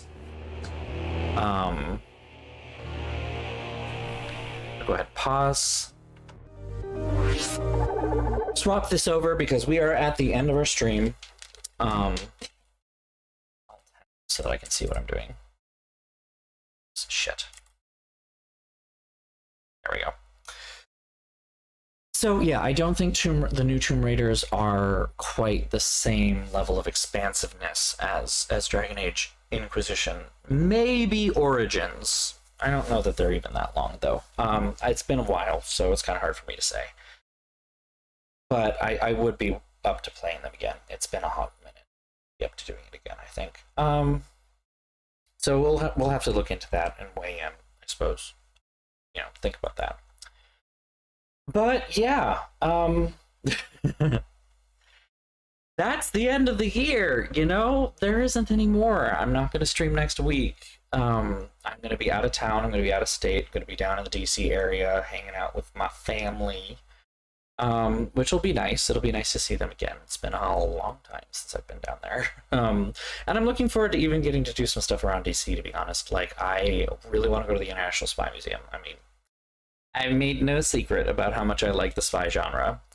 And I remember going to the International Spy Museum when I was a kid, when I was younger. I actually did a research project on spies and the CIA and, you know, stuff like that, you know, real life stuff. when I was in 7th grade, I think, maybe. I remember interviewing a former CIA employee. I don't know what he did. I can't remember what he did, but it was kind of cool that I was able to get in touch with somebody that had worked for the CIA and like talk about some general concepts when I was like, 7th grade, interviewing somebody and like putting together a research project. I was in the gifted and talented program. It was the thing. So yeah, no, I'm looking forward to getting to do that. And of course, Christmas is this weekend. Tomorrow I'm celebrating Christmas here with my roommates, my boyfriend, and some of my family's coming down. And then this weekend I'm celebrating Christmas at home with my parents. And then I'm going down to DC. And so, yeah, I'm just going to be super busy. And I am already looking forward to the new year just because I'm already looking at all of this being like, well, that's a lot. It's kind of hard to feel. It's kind of terrible to say that I feel tired of doing all of the like the 30 Christmases thing before I even start, but I am already tired of it. I will do it anyway, and it will be a good time, and I will have a good time, and I will enjoy myself. And this is the first time I get to ride on a train. I know that sounds really weird to be excited about, but like, I hate almost every mode of transport when it comes to long trips. I hate being stuck in a car for a really long period of time, either driving or passenger, it doesn't matter. You can't get up, you can't stretch around, you end up like cramping for a while. But if you get up, like if you pull over to stretch, every time that you feel like your joints are tight and gross and everything like that, you're never going to get there. It's going to take even longer. So, I hate that. I hate having to like time your bathroom breaks, gas station stops, all of that sucks. I hate it. Every time that I'm in a car driving for like more than an hour and a half, almost inevitably I will say something along the lines of, I hate long car rides. Like it's almost an inside joke with my family at this point, because I will always say it. So I hate cars. I hate taking long car trips. I hate taking planes as well, to be honest. I do it. Well, I'll say why I do it in a minute. First, I'll start with why I hate it. I hate it because TSA sucks. TSA sucks. Having to think about getting to the airport early enough, and like, what are the luggage limits, and what can I put in this luggage? What can I put in that one? How much am I getting paid? Like, how much am I paying for this? It's so expensive, and like, it used to be this point of luxury. Like, it was a luxury travel thing. You would take the car, or you would shell out to fly domestically, and once upon a time, the glory days of flight, I suppose, it felt like it was a luxurious thing, and now it has none of that. Absolutely none of that. And I do not enjoy being stuck on a tube full of strangers that I'm forced to share space with, especially because the seats are so small and you're so cramped, and like, you can't put your elbow here because you're going to be jamming the person next to you. You barely like spread out a little bit. It was the one reason why I still really liked Southwest and still do miss it, because you could pick pretty much any seat and you didn't have to pay extra for it. And now that I don't fly Southwest anymore because I don't go where I like going, when I do regular trips, I ended up starting flying Delta. You have to pay extra for those seats. You have to pay extra for the exit row. You have to pay extra for the first couple rows. Like bullshit. It sucks. It sucks. But the plus side. The plus side to driving is how cheap it is. The plus side to flying is how fast it is. You get on a plane and you're thrown through the sky in thousands of miles an hour, and like, perfect. It makes a 10-hour trip an hour, right? Something like that. Like if you're gonna drive down to the DC area, it's like an 8-hour drive. But if you fly, it's like an hour and a half tops. It's not much. So there's a benefit to flying. Trains are the one that I haven't really done a whole lot of. Boats as well, but there's a limit to where you can go with a boat. And traveling within the contiguous United States on a boat is a little difficult, but I wouldn't mind trying it. I have gotten seasick in the past though, so I don't know. It's been a long time since I've gotten seasick though. Like, I've been sailing, I've been on boats that are in choppy seas and stuff like that, and I've gotten like a little sick when I've been in really choppy weather, to like the point where I was being thrown out of my seat kind of choppiness on the Provincetown fast ferry, because that was like like, buckle up, baby, you are going for a ride. And that's when my stomach started to being like, we don't like this. And I'm like, fair. But I don't know about longer boat rides. Trains. I'm intrigued by the prospect of taking a train to DC, because it will still be about an 8-hour journey, I think, ultimately. But unlike the car, you can get up and you can move around, you can go get some snacks, go get some refreshments from the dining car, you can go to the bathroom without having to leave. You know, it's almost like you get a lot of the benefits of a bus, because that's the other issue with a bus, is that while it is better than a car because you can get up without the car, you know, without the bus stopping, you can go to the bathroom without the bus stopping, you still kind of have to stay in your seat, you know. Whereas with the train, you can kind of more easily get up, walk around, stretch your legs. Like, you don't have to stay seated, which I kind of like that. You know, I'm looking forward to this. I'm looking forward to the prospect of this. I know that train travel is not always ideal. You know, the problem with train travel is how slow it is. Because, you know, something like Boston to Washington, easy peasy, makes perfect sense. You know, it's within a day. But like, I've considered it on other routes that are less dedicated to Amtrak, that are more open to freight and stuff like that. Like the Lakeshore Limited to get out to Chicago, because I do an almost annual trip to Chicago in December. And I think the idea of taking the train from Boston out to Chicago, you know, you go to Boston to Albany, change in Albany, and then you take Albany, a train from Albany over to Chicago and along the shores of the Great Lakes, hence Lakeshore Limited.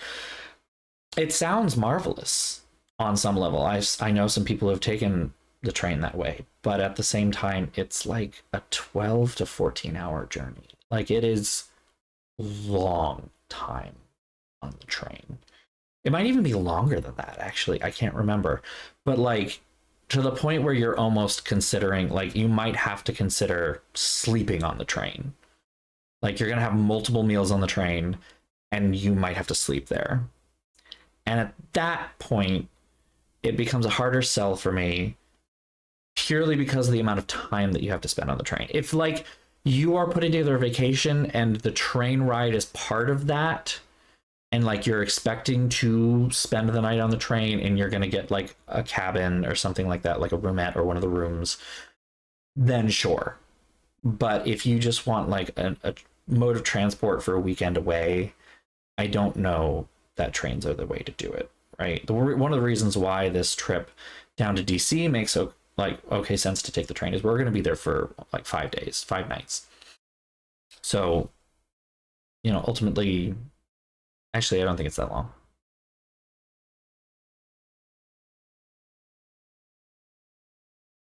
Six days. So 5 nights. I was right. Never mind. I was right. You know, it makes sense, because then, you know, 5 nights, 6 days, we're going to spend 4 days there, basically. And 2 of the 6 days will be travel. Which is what it would be if you were driving, you know, again. But like, I wouldn't drive to Chicago. I would never drive to Chicago. That's insanity. Especially because you can get a plane to Chicago from Boston for relatively cheap. You know, it's not that expensive. And like you said, yeah, like the train to Toronto is probably really slow. And that's the biggest issue with it. It's slow, and it's still expensive. And at that price, at a certain point, it's just easier to pay a teeny bit more and fly instead. You know, so I'm excited. I'm excited to try this. Because, again, like the Boston to DC corridor, the Northeast corridor, is the one profitable part of Amtrak. And I think the reason it's profitable is because I think it gives priority to Amtrak trains. The track is owned by Amtrak, whereas the rest of the Amtrak network, the track is usually owned by other big railway companies that are primarily focused on freight. And so they give priority to, you know, their own trains. It makes sense, but it sucks. They're not supposed to. I think legally they are actually supposed to give priority to passenger trains, especially considering how slow freight trains go, but they just disregard that law. regularly. So it makes sense again, but it sucks. I don't know. I'd love high-speed trains to take off in this country because high-speed trains sound like they are a much more efficient mode of transport. I would much prefer to be able to get to New York City very, very, very quickly instead of over several hours. You know, it shouldn't take me longer or as long to take the train to New York as it does to drive to New York, which it currently does.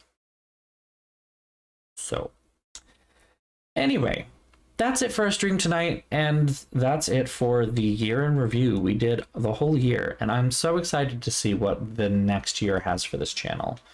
I don't even know what we're going to start with, so we'll have some discussions in the Discord over this next week about what we will start the new year with. It might actually not be a bad idea to start with Tomb Raider. Like, that's not a terrible place to start. So, you know, we'll talk in the Discord, and I'll see about putting together some options and just throwing stuff out there. So if you want to be part of that, if you want to be a part of that discussion and you are not already on my Discord, I want to plug it again, click on that link and you'll get an invite. And yeah, it's a nice little community. We've got very supportive community there. Lots of dumb memes. A lot of me talking about Jessica Fletcher and friggin'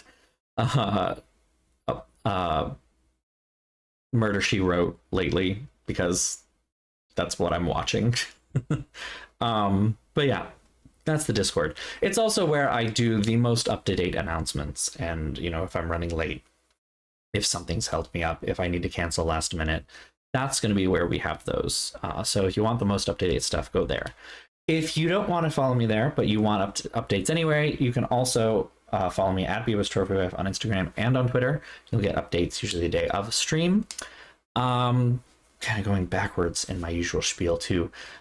So I can also then say, if you want updates of when I am live, as soon as I go live, you can hit that follow button. It certainly helps. I want to thank my followers for the support that they do give the channel because it does mean a whole lot. We're at 89 followers, which is pretty cool for a small little channel like me. And that's just doing this for fun. Like, numbers are not that important to me ultimately, so much as getting to interact with all of you. Which is why I want to thank my subscribers too. Thank you for supporting the channel, even in the small way that you do. That little bit of money does actually add up, and I don't know exactly where I am on that front. Like, I can very quickly take a look. Yeah, I know. New page and everything. Right now, I am not eligible for payout, but I'm at $45 out of $50. And that was last updated in December 12th. So I will probably get a Twitch payout next month, which is kind of cool. And that little bit is kind of thanks to you. It's a tiny bit. It's not a whole lot, but it definitely helps. So thank you for subscribing. Thank you for being with me all these years. I have enjoyed it immensely. And, you know, because it's the end of the year, I'm expounding upon the usual sappiness.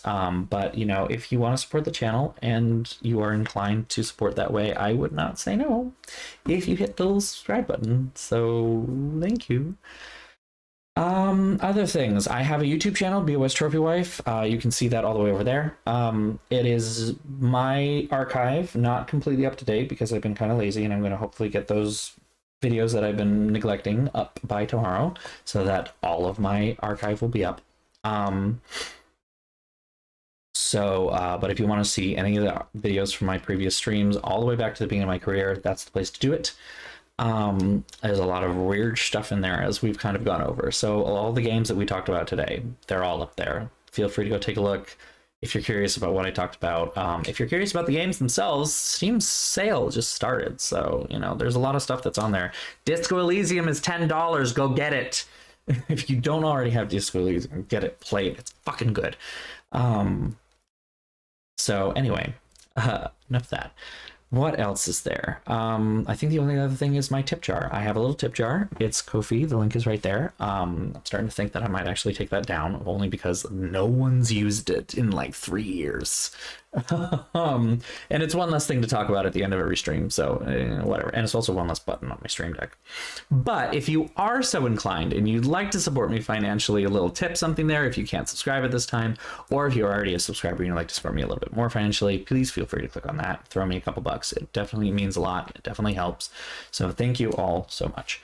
And with that, the spiel is done. This video itself will be uploaded in about a day or two, I think is when it'll be made available.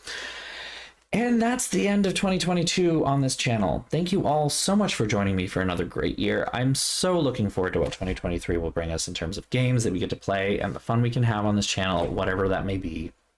So looking forward to it, looking forward to having you all still be here, and have a wonderful holiday. I know it's currently Hanukkah. I think this is, what night is this? I can't remember what night of Hanukkah this is.